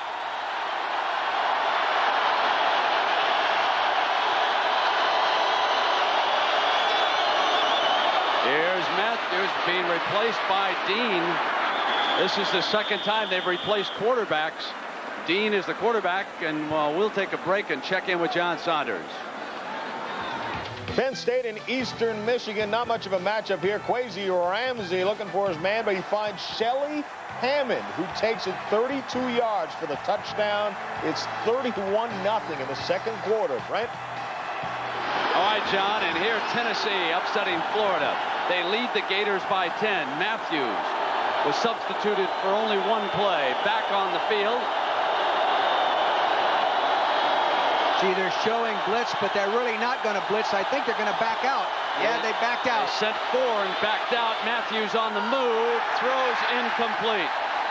And Florida having difficulty with the noise and the blitz look at the line of scrimmage. Yes, they're used to seeing a blitz and being able to audible and get to the people they want to.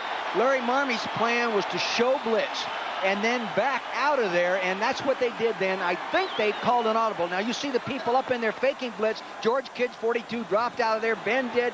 Talley dropped out of there. Little rusher by the defensive end, but no one to throw to there. Just getting rid of the football. Edge will punt again.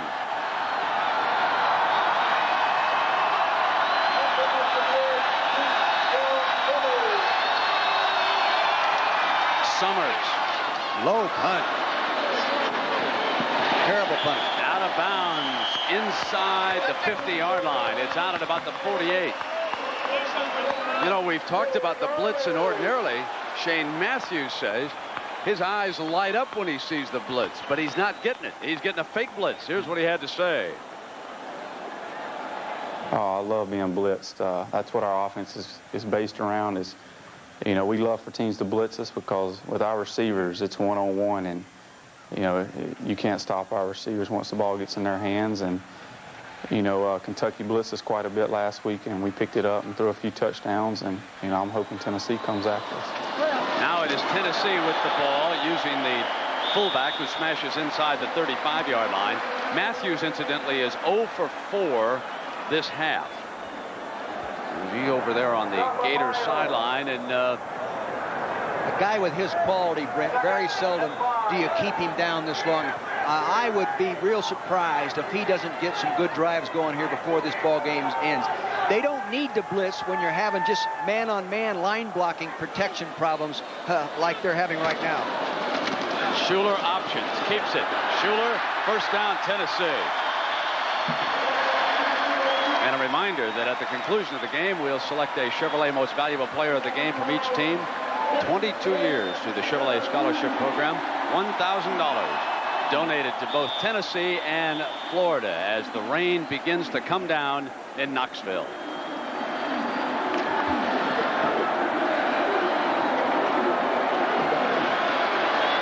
First and 10.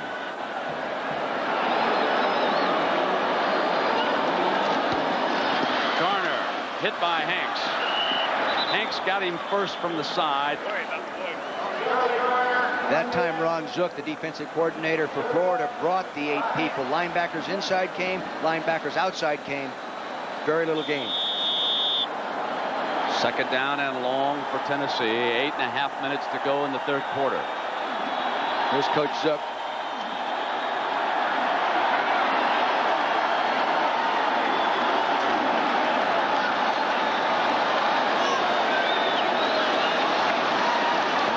Brunson, check that. That was Phillips, 19, who's in at fullback, down at the 35-yard line.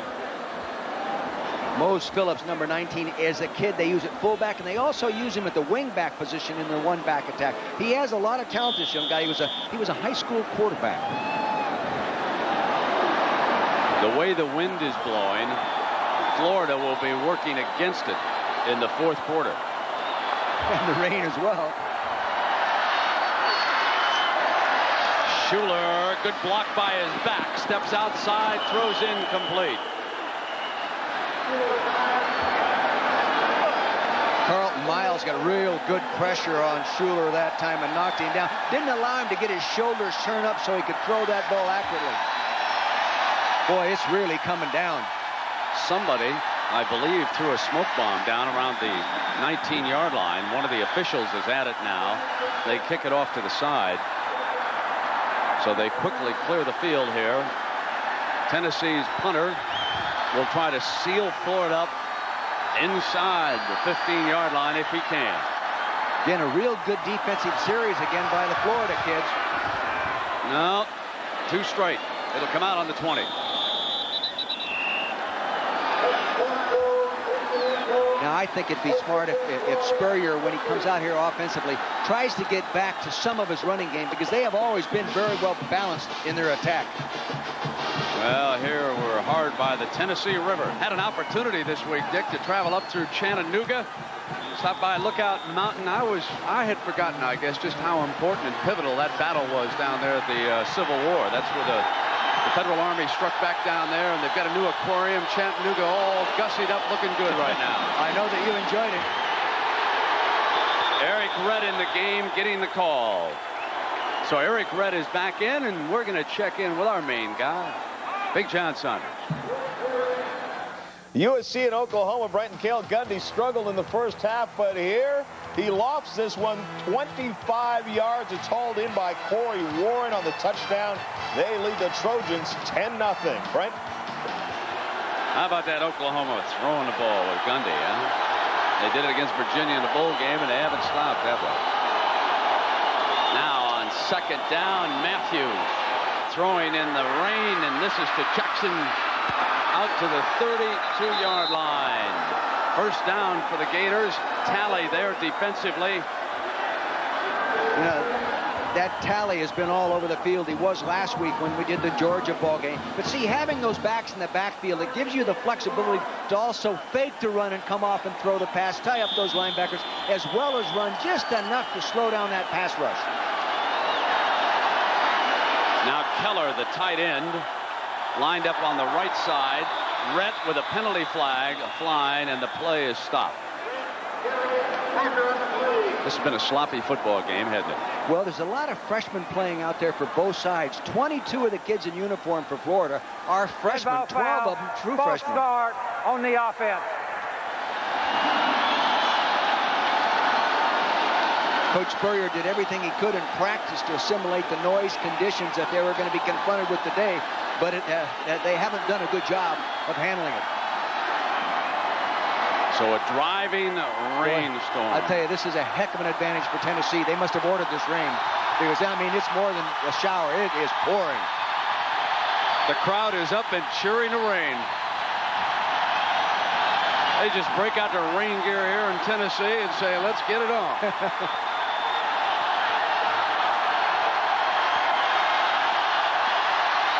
It is pelting Neyland Stadium.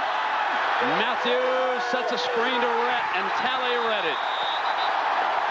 Boy, it's almost impossible out there now. Also in that pass protection scheme, they brought a back over to help Reggie Green, the big young freshman offensive tackle, pass protect. Boy, I mean, the AstroTurf already is covered with water. That ball will float away.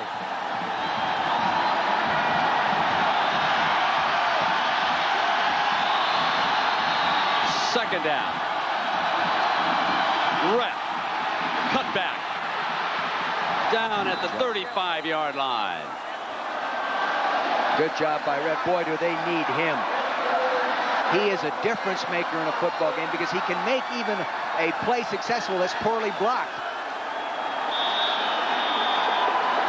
When you go to tackle him, you've got to get all of him. See, and get the ball back to him deep, and he can make you miss. See, and he has the long, powerful legs, and he can pull them through tackles. This is a big third down coming up here. They need almost 7 yards. Rhett is smacked before he could get off the money. J.J. Surlis. J.J. Surlis, a senior from Mount Pleasant, Pennsylvania. His dad played linebacker at Alabama. Here he is playing for Tennessee. Took an inside move, got underneath it on the draw. The ball being handed off deep like that, Brent. He gets that inside move, he smacked it. How about blocking another punt in this rain, Coach? Oh, I tell you, the big thing now is to field and get the good snap. Harold Monk, the snapper, has 119 snaps coming in this ball game without ever snapping a bad one. He's going to be tested here.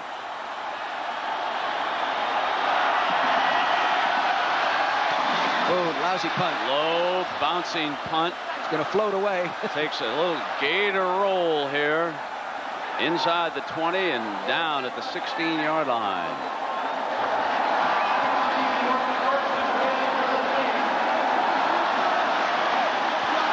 Now, I tell you, the quarterback, as he gets under center and looks up with the wind blowing the rain in the direction like that, those raindrops are going to be coming right inside those helmets.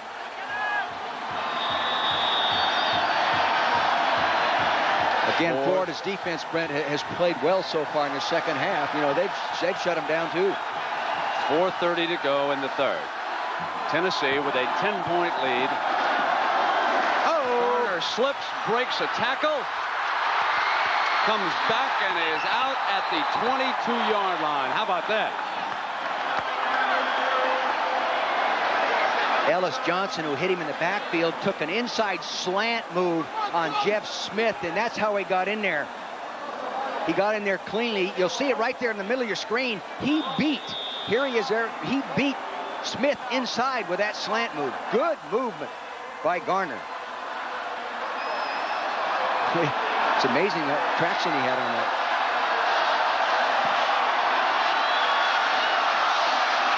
Brunson, stood up. Carter, number 57, smacked him, but good. He did a real nice job. They plugged it up inside. They wanted to go up inside. They plugged it. He tried to cut it outside and then backs him. Now trying to bend it back there. And here comes that defensive end, Carter. Good football position. Knees bent, head up, shoulder square. Nice tackling.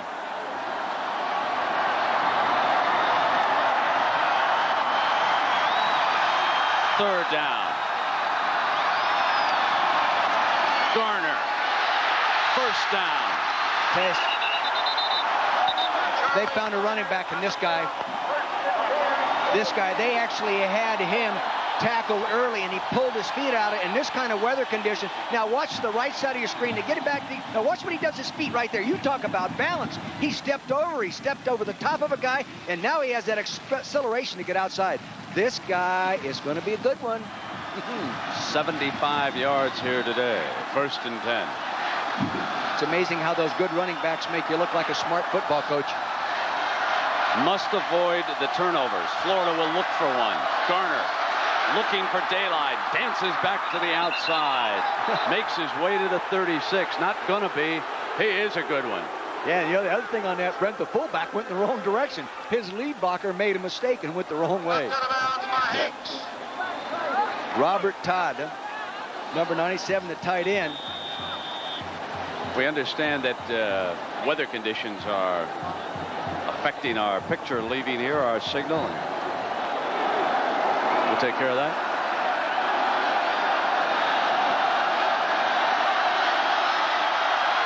Second down, Tennessee. They're coming after him.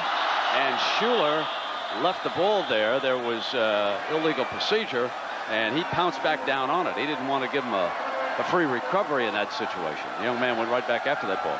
There's Coach. Look at the water coming in. Somebody called the TVA. Brent and Dick. Come on up, Julie. Brent and Dick, right. The Tennessee River is here on the sidelines today. I want you to look at this. It rerouted itself and it came in the stadium. It's wet out here. You guys are lucky to be in that booth today. Got to get tough in this game. How about Julie? my feet? Are they wet enough? This is why football is a war game, Coach Vermeil. And you recognize that studying some of these Civil War battles, didn't you? That's right. Brunson.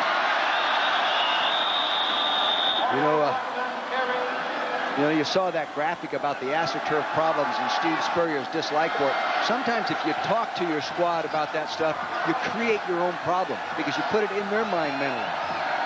Dick, the next time we talk to Julie, remind me that umbrellas are illegal here at Neyland Stadium. Yeah, I know. I can remember when we used to have tough sideline reporters. Don't you? Huh? Absolutely. World League and the storms over there in Barcelona. Yeah. Not a single umbrella. Look at this, huh? Let it rain. Uh-oh. Throw that fan out over there in section I. Here's Schuler.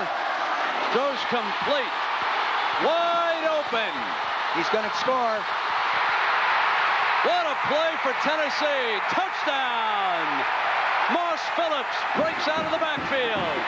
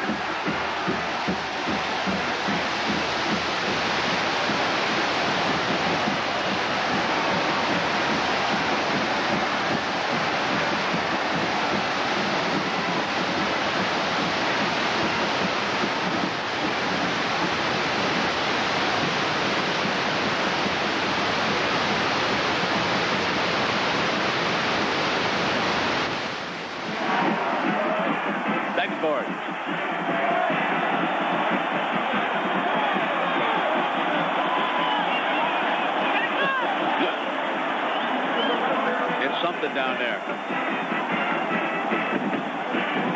Take a look at this now. You'll see the fullback, Moss Phillips. They run a little counter bootleg here. See, they fake back, freeze people. They lose him coming out of the backfield. He gets hit right as he throws it. He gets a nice block down the left side of your screen by the wide receiver and just takes it on in.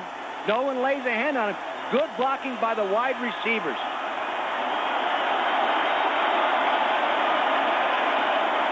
Now apex for it, adds the extra point.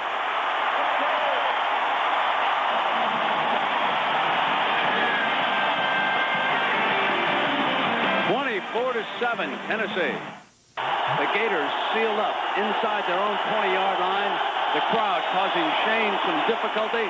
Eric Rett, the ball carrier, Reggie Ingram was over there leading that defensive charge. Really nice inside-out pursuit. Shane Matthews saw the Bear defense. The old Buddy Ryan looked, and he tossed the ball on an audible away from it. But Reggie Ingram, pursuing inside out, right in good position, made the play.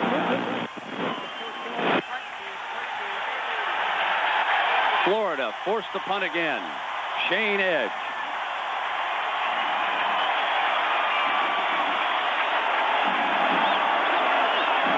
Shane Edge was the first-team All-SEC punter last year, a second-team All-American. It's now time to call on that kind of ability.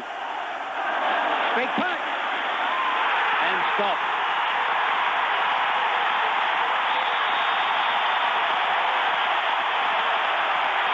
The play, the fake punt went right into the heart of the rush.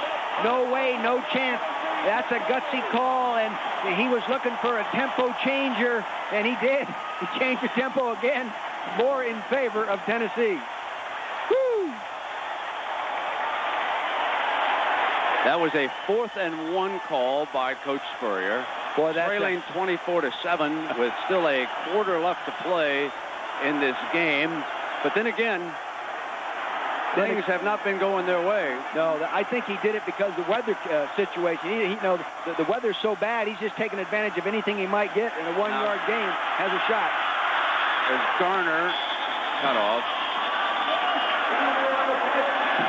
Now coming into this game, Florida ranked 4th in our 2 main polls. Tennessee 14th. Now you can speculate how high will Tennessee jump and how far will Florida fall. And, of course, a lot depends on the rest of the games. Washington with a big one tonight out west against Nebraska. But you can see how the water now flooding the sidelines here at Neyland Stadium. And still a quarter to go in these conditions. Here's the young quarterback, Schuler, on the roll. 15, 10, and down at the 7-yard line.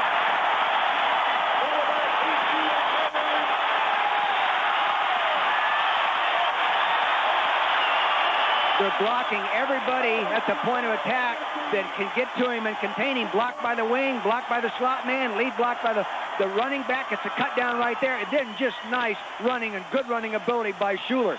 They've got to get somebody in that quarterback's face if they're going to stop him from getting outside there. Poor tackling right there by number 2, Willie White. A 17-yard gain as the third quarter comes to an end. It's 24-7. We'll return after this message and a word from our ABC station. In Knoxville. Hell with the rowboats. Call the plumber. Roto-Doodle, where are you? That weatherman told me it would clear this afternoon. Can't ever trust a weatherman. It is clearing a little bit here to our left.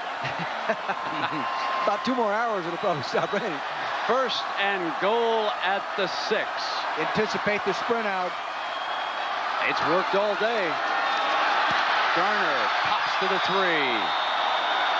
When you go back and look at the whole mosaic of this game, just about every facet of the kicking game has exploded in Florida's face. They missed a field goal when it was scoreless. They had a punt block.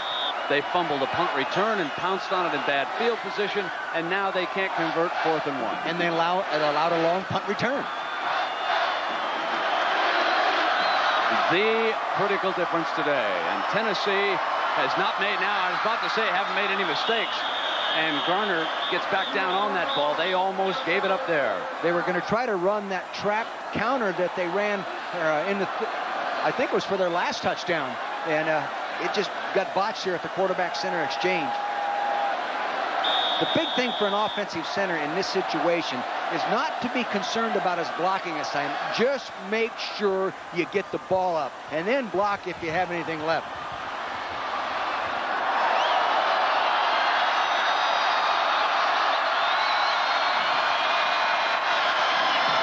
Roll to the right and looking for a receiver. He'll keep it. Schuler battled his way in for a touchdown.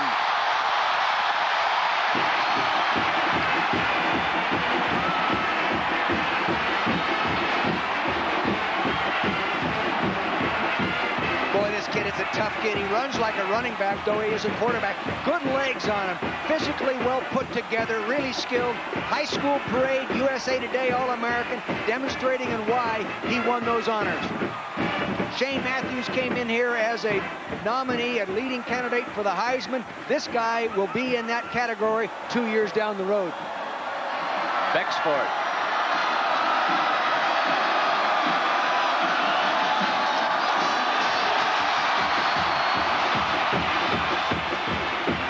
The folks in Knoxville don't even know it's raining. I love it every point right now.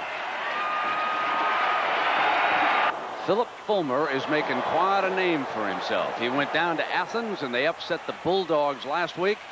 And now they're corralling the favored Gators here in Knoxville, and Philip Fulmer will wind up as a head coach somewhere in college football. Meanwhile, Johnny Majors is watching the game on TV, and he tells us, at least he told Julie, that's not easy, watching football games on television. It's pretty difficult to explain. It's poles apart. Watching the game at home on television where the team you've been involved with as head coach is playing like against Georgia last week. That's the first time that's happened in my entire career. This is the first time since 1949 when I was a freshman in high school that I have not been working on Labor Day or practicing on Labor Day. That's been unusual. But he is dry, folks. And he really looks great. We had a great opportunity to visit with him yesterday, and there's nobody happier for Coach Fulmer than Coach Majors right now.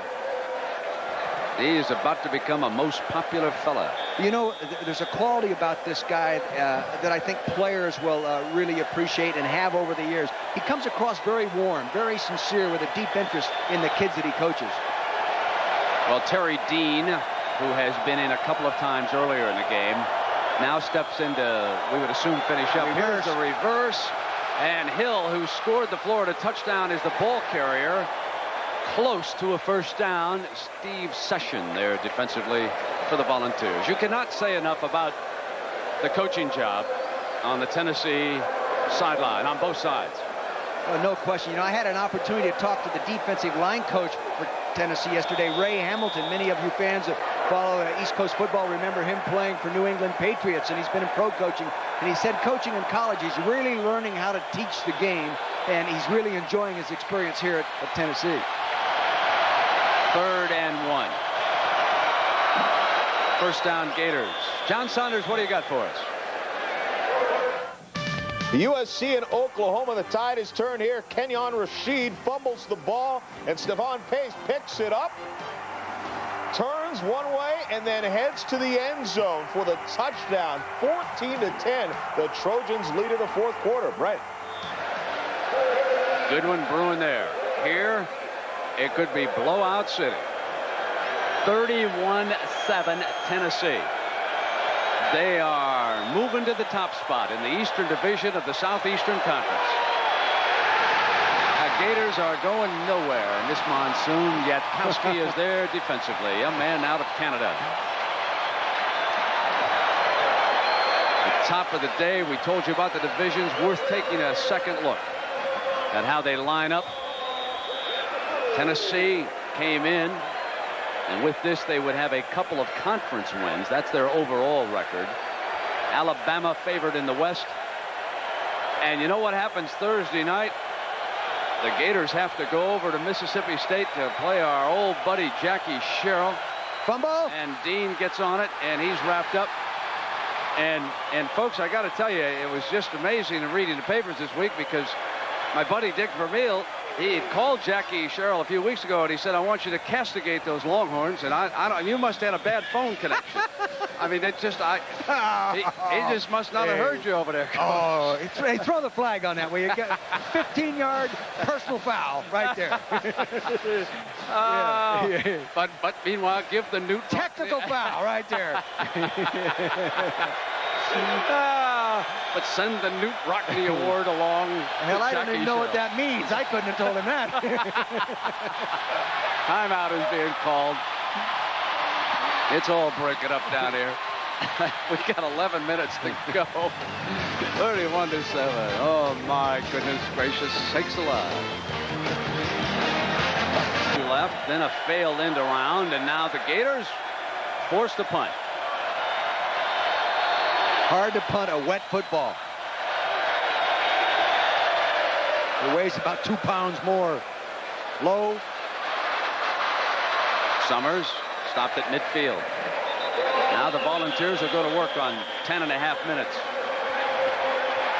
And a reminder, Monday night, Soldier Field, Chicago.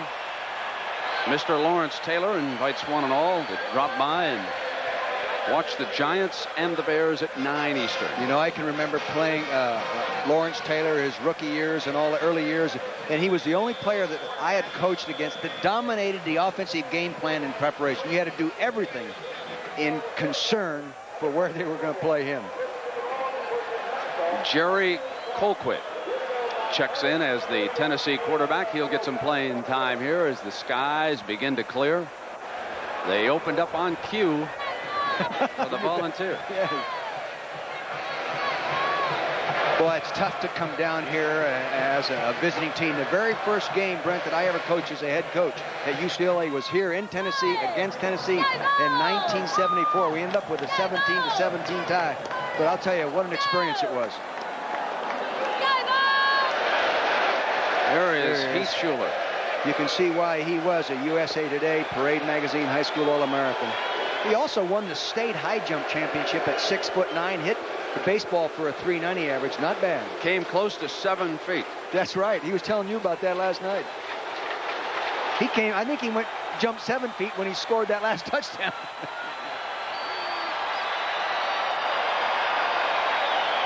His mother and father and a lot of his relatives from nearby over in North Carolina here enjoying the young man's performance. He is built like a decathlete. His strong hands and arms, and Steve Spurrier tried to recruit him when he was still a head coach at Duke, and boy, Steve wishes he'd been successful there and he didn't have to face him this afternoon. Yeah, you bet. Now he's back up, Colquitt. And he's a young man with a lot of ability on the field now, and they'll run it out. Eddie Robinson making the stop. There's our lineup next Saturday. Let's see, down here in the southeast, Mississippi and Georgia from Athens will be the key one. Up in New York, San Diego State against UCLA. And in the Midwest area where we'll be, Dick, it'll be Houston against Michigan.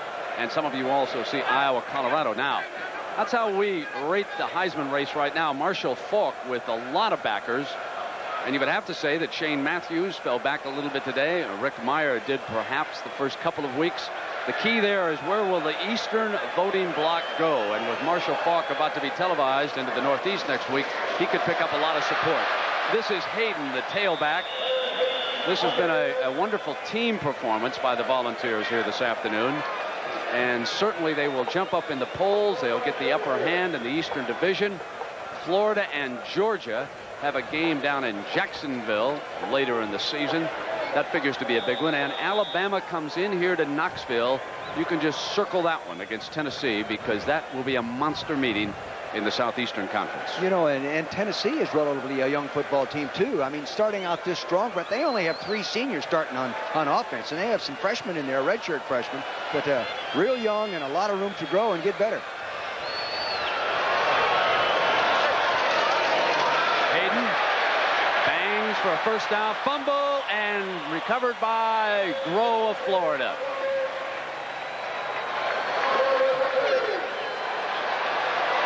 That looked like it got stripped early from the way I saw it.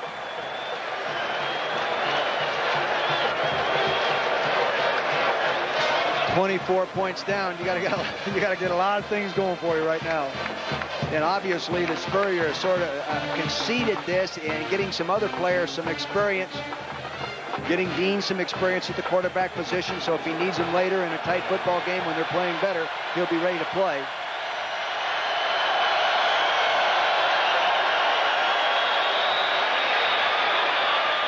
And the whistle had sounded because a flag was thrown on the play. And guess what? The big rookie freshman tackle, Reggie Green, moved early. Red ball foul. False start on the offense. Let's quickly check in with John Saunders. John? Brent, Sean Jackson here on the handoff, taking this one 15 yards. Just about unmolested for the touchdown. As a result, they're blowing out NC State. 34-6 now the score for the Seminoles. Back to you, Brent. Well, that's a surprise to me, Brent. That's a surprise to me. Yeah. A bad day for Gator fans just got worse. Ooh.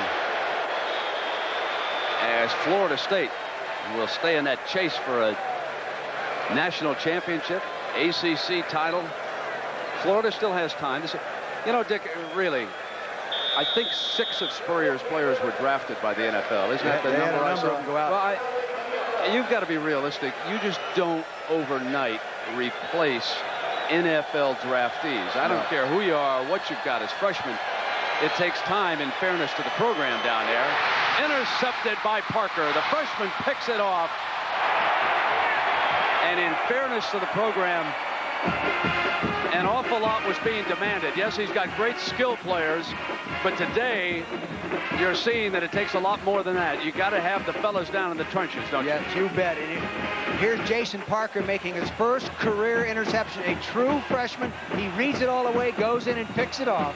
Nice job, Jason. The Volunteers 31, the favored Florida Gators 7.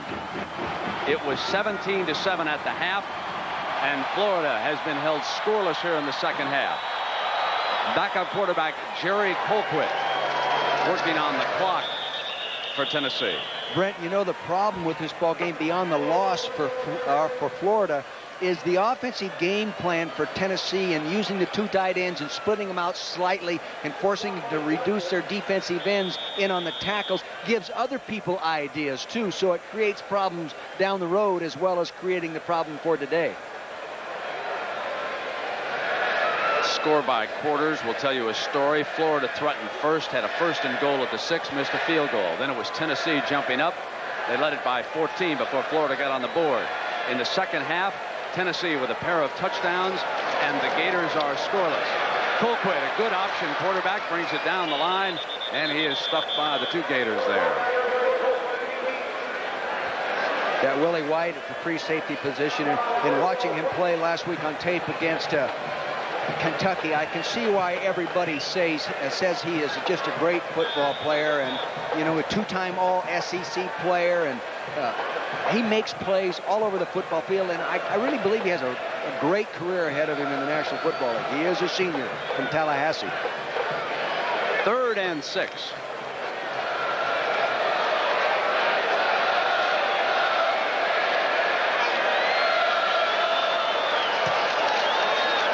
There's that. Colquitt trying to get the 1st down. Depends where they mark this one. There again, there's that problem with the quarterback sprint out and getting everybody blocked, bringing the slot man down and blocking with the wingman, and no one to confront the quarterback. Just missed. He might as well go for this, not with a concern for scoring, but just giving some other younger players and a young quarterback an opportunity to play.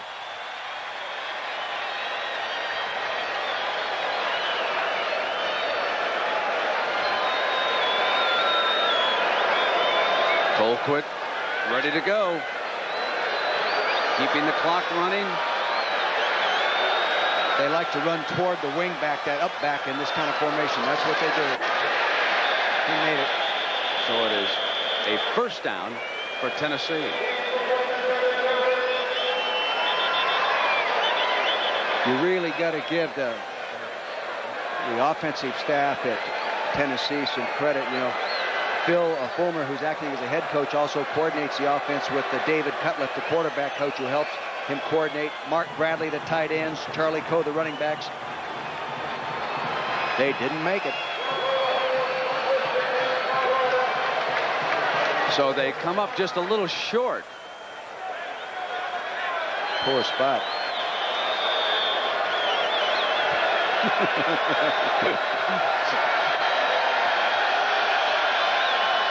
Now Dean off a fake, incomplete.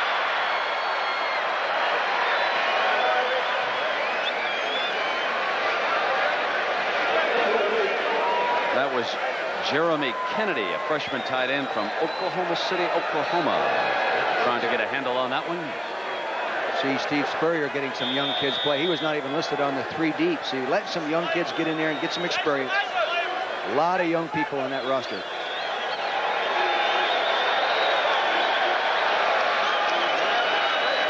Dean again, chased out of the pocket, and a good nice game. tackle. A tackle by Deron Jenkins. And next here on ABC, it'll be Notre Dame and Michigan State. You know what amazes me? You see Deron Jenkins, you just mentioned, came up there and made the tackle. He's a freshman. He was a high school running back. What do you think of that one? I'm not going to make a comment on that one. I know who should win it. Central Michigan. 3rd and 4.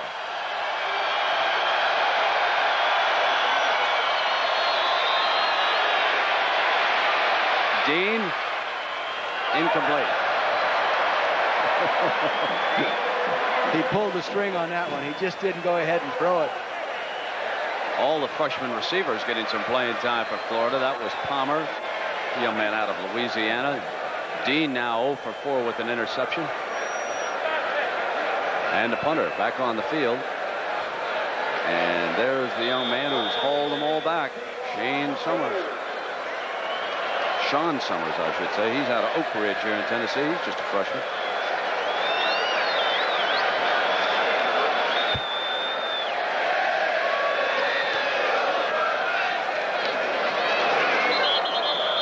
Well, there's a hero of days gone by down there with Julie Conridge Holloway. Down we go to Julie. Well, Brent, Condridge is down here on the sideline, and we remember, and we were talking about the day in 1974 when you burned Dick Vermeil, and I just want you to describe that no-huddle sleeper play that got Coach. Well, what we were trying to do is get Stanley Morgan isolated, and we did that by running one running play, and then we lined up quickly with no huddle.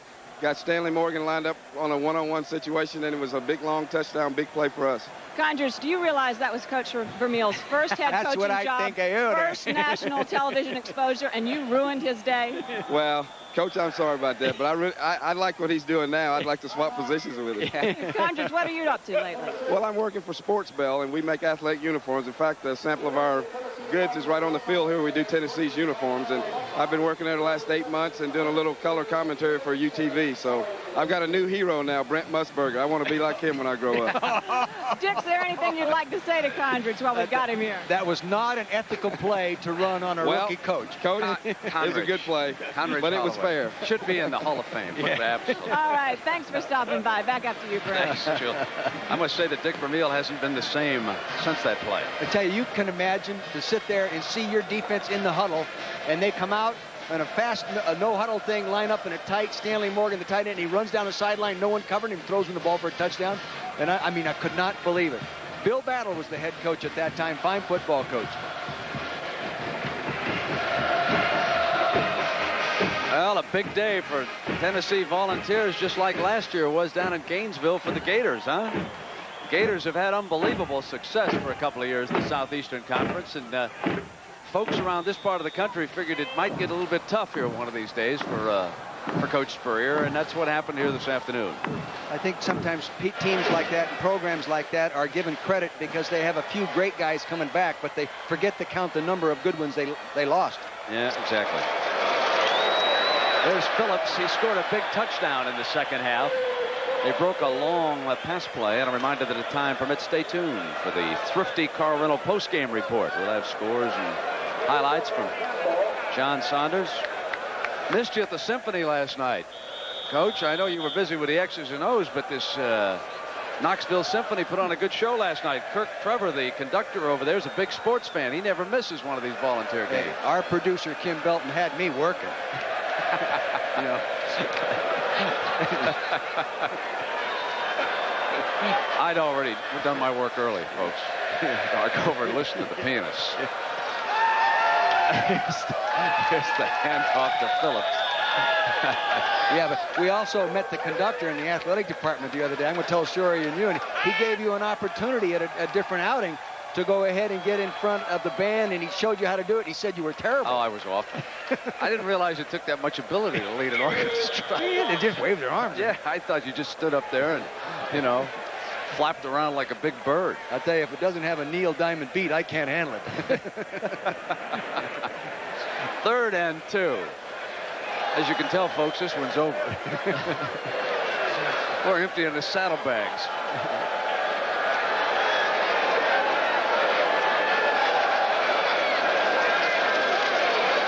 First down, Tennessee. Stewart. You know, the good thing about a ball game like this when they separate is that a lot of kids that practice hard, go through training camps, go through spring practices, they finally get a chance to play. Oh, Smokey.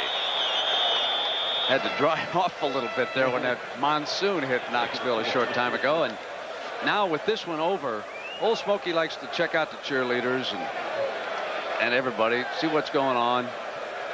A lot of the folks still hanging in there.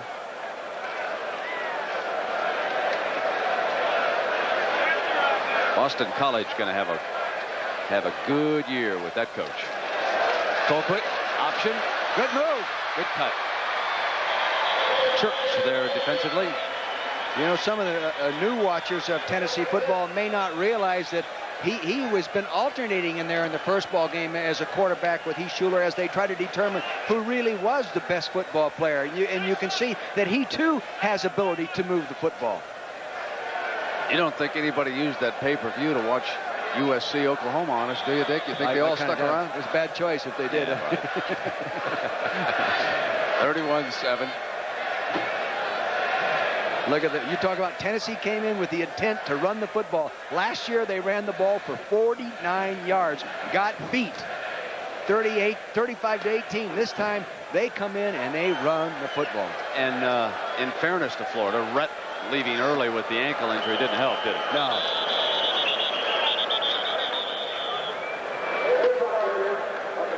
You know, I really didn't think that the big offensive tackle Reggie Green would have as many. I didn't believe he would have as many problems that he had in watching him last week. Last week he wasn't blocking a Kelly, but boy, he looked good. Kelly put on a show today. Yes, he did. He gave him everything he had. Boy, there's a good football coach.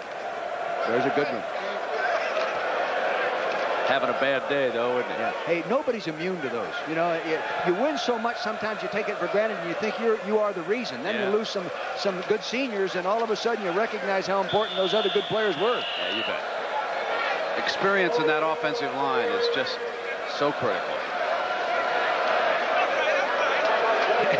And I'll tell you, the AstroTurf is jumping up to bite him again, too. He doesn't like it. He's going to like it worse after today. It was all wet.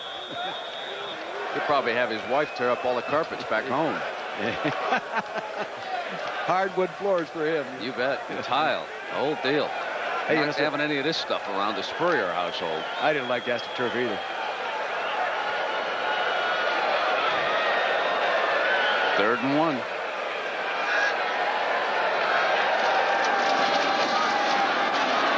Stewart. Fumble. And Florida recovers. They had been playing air football until these last couple of drives, and they start turning it over. This one hasn't been pretty. No. Tennessee fans are going to celebrate it in that, but it just has not been a pretty football game. And Florida didn't look anywhere close to their number 4 ranking. They didn't look anywhere close to the team that played last week against Kentucky.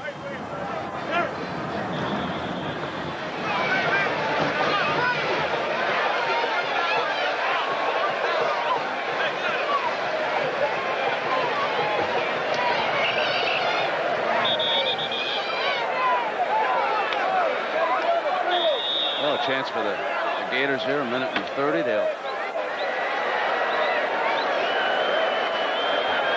got another quarterback in there, do they? Antoine Childs, is that the youngster's name? Oh, he can throw too. Oh, good looking arm. Oh, does that ball zip, huh?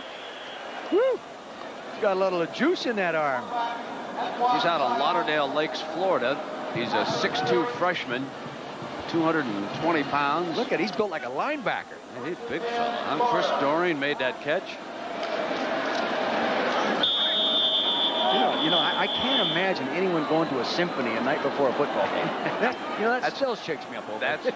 That's where Johnny Majors went the week of the Notre Dame game, and look what happened to him. Well, Antoine takes off and sprints out of bounds, stopping the clock at 1:14. Boy, he's a big, good-looking young man.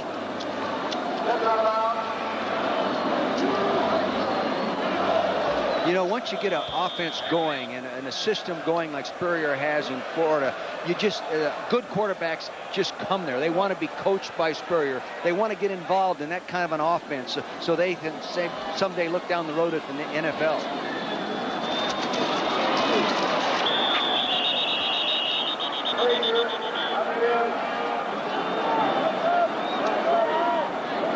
Well, this one wrapping up in a huge win for Tennessee in the Southeastern Conference. They have now beaten both Georgia and Florida. Look at that helmet. Look at that helmet on backward. That's tool shed. He forgot was the front of the back of the tool shed, didn't he? That's number 38 Tullis. Didn't Jack Reynolds come out of Tennessee? You bet he did. Old Hacksaw. He calls the coaching staff every now and then about 4 in the morning. Invites him to come down to his island. He owns an island. Well, here are our Chevrolet most valuable players of the game. From Florida, Kevin Carter played an outstanding game defensively. And from Tennessee, Todd Kelly did the same from that defensive end spot over there. And Chevrolet donates $1,000 to each school's general scholarship fund to reward outstanding students for their academic achievements and to assist those in financial need. And they can start the celebration down there at Ye Olde Steakhouse and Old Charlie's and all the rest of these good spots in Knoxville. Not quite yet, say the Gators. Let's have one with Darrell Frazier for a touchdown.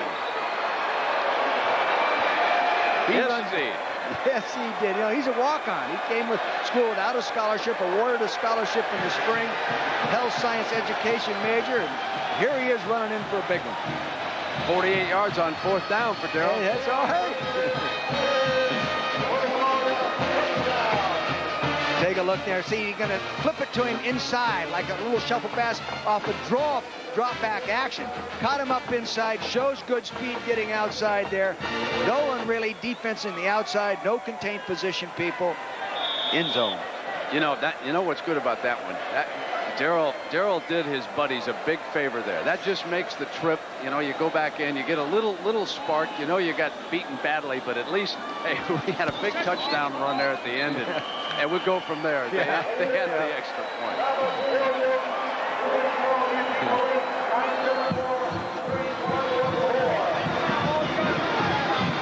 Well, I think we're going to see Tennessee on television a little bit more as this year goes on. Coach Majors will be back on that sideline pretty quick. They better not let him foul it up now. Huh? He's got a little pressure on him. Yeah, a little pressure on him, That's right. He's got to do as good as his offensive coordinator.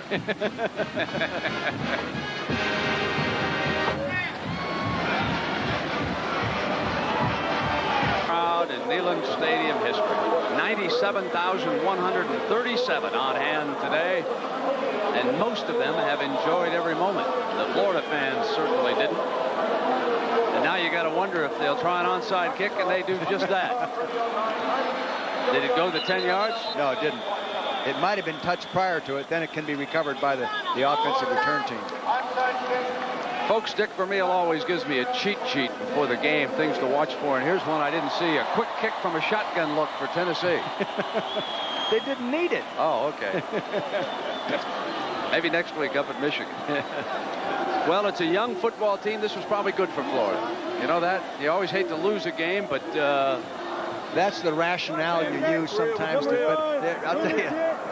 Easy for me to say. Yeah, it's easy. There's tool shed right there. Look at that. He's had sand in his helmet, that guy. Yeah, you bet. He's a cut out of the Jack Reynolds. Yeah, he is. He's a hacksaw. Yeah. That's it. They're going to wrap it up. Bring the final ticks of that clock on down. Tennessee's off to a heck of a start, aren't they? Good football team, and only will get better.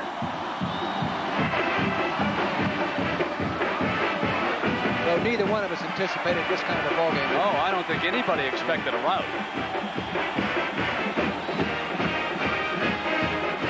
There's Coach Spurrier with Coach Fulmer. Great day for him, and better days ahead again for Coach Spurrier, we're sure. So for Dick Vermeil and Julie Moran, I'm Brent Musburger. So long, everybody.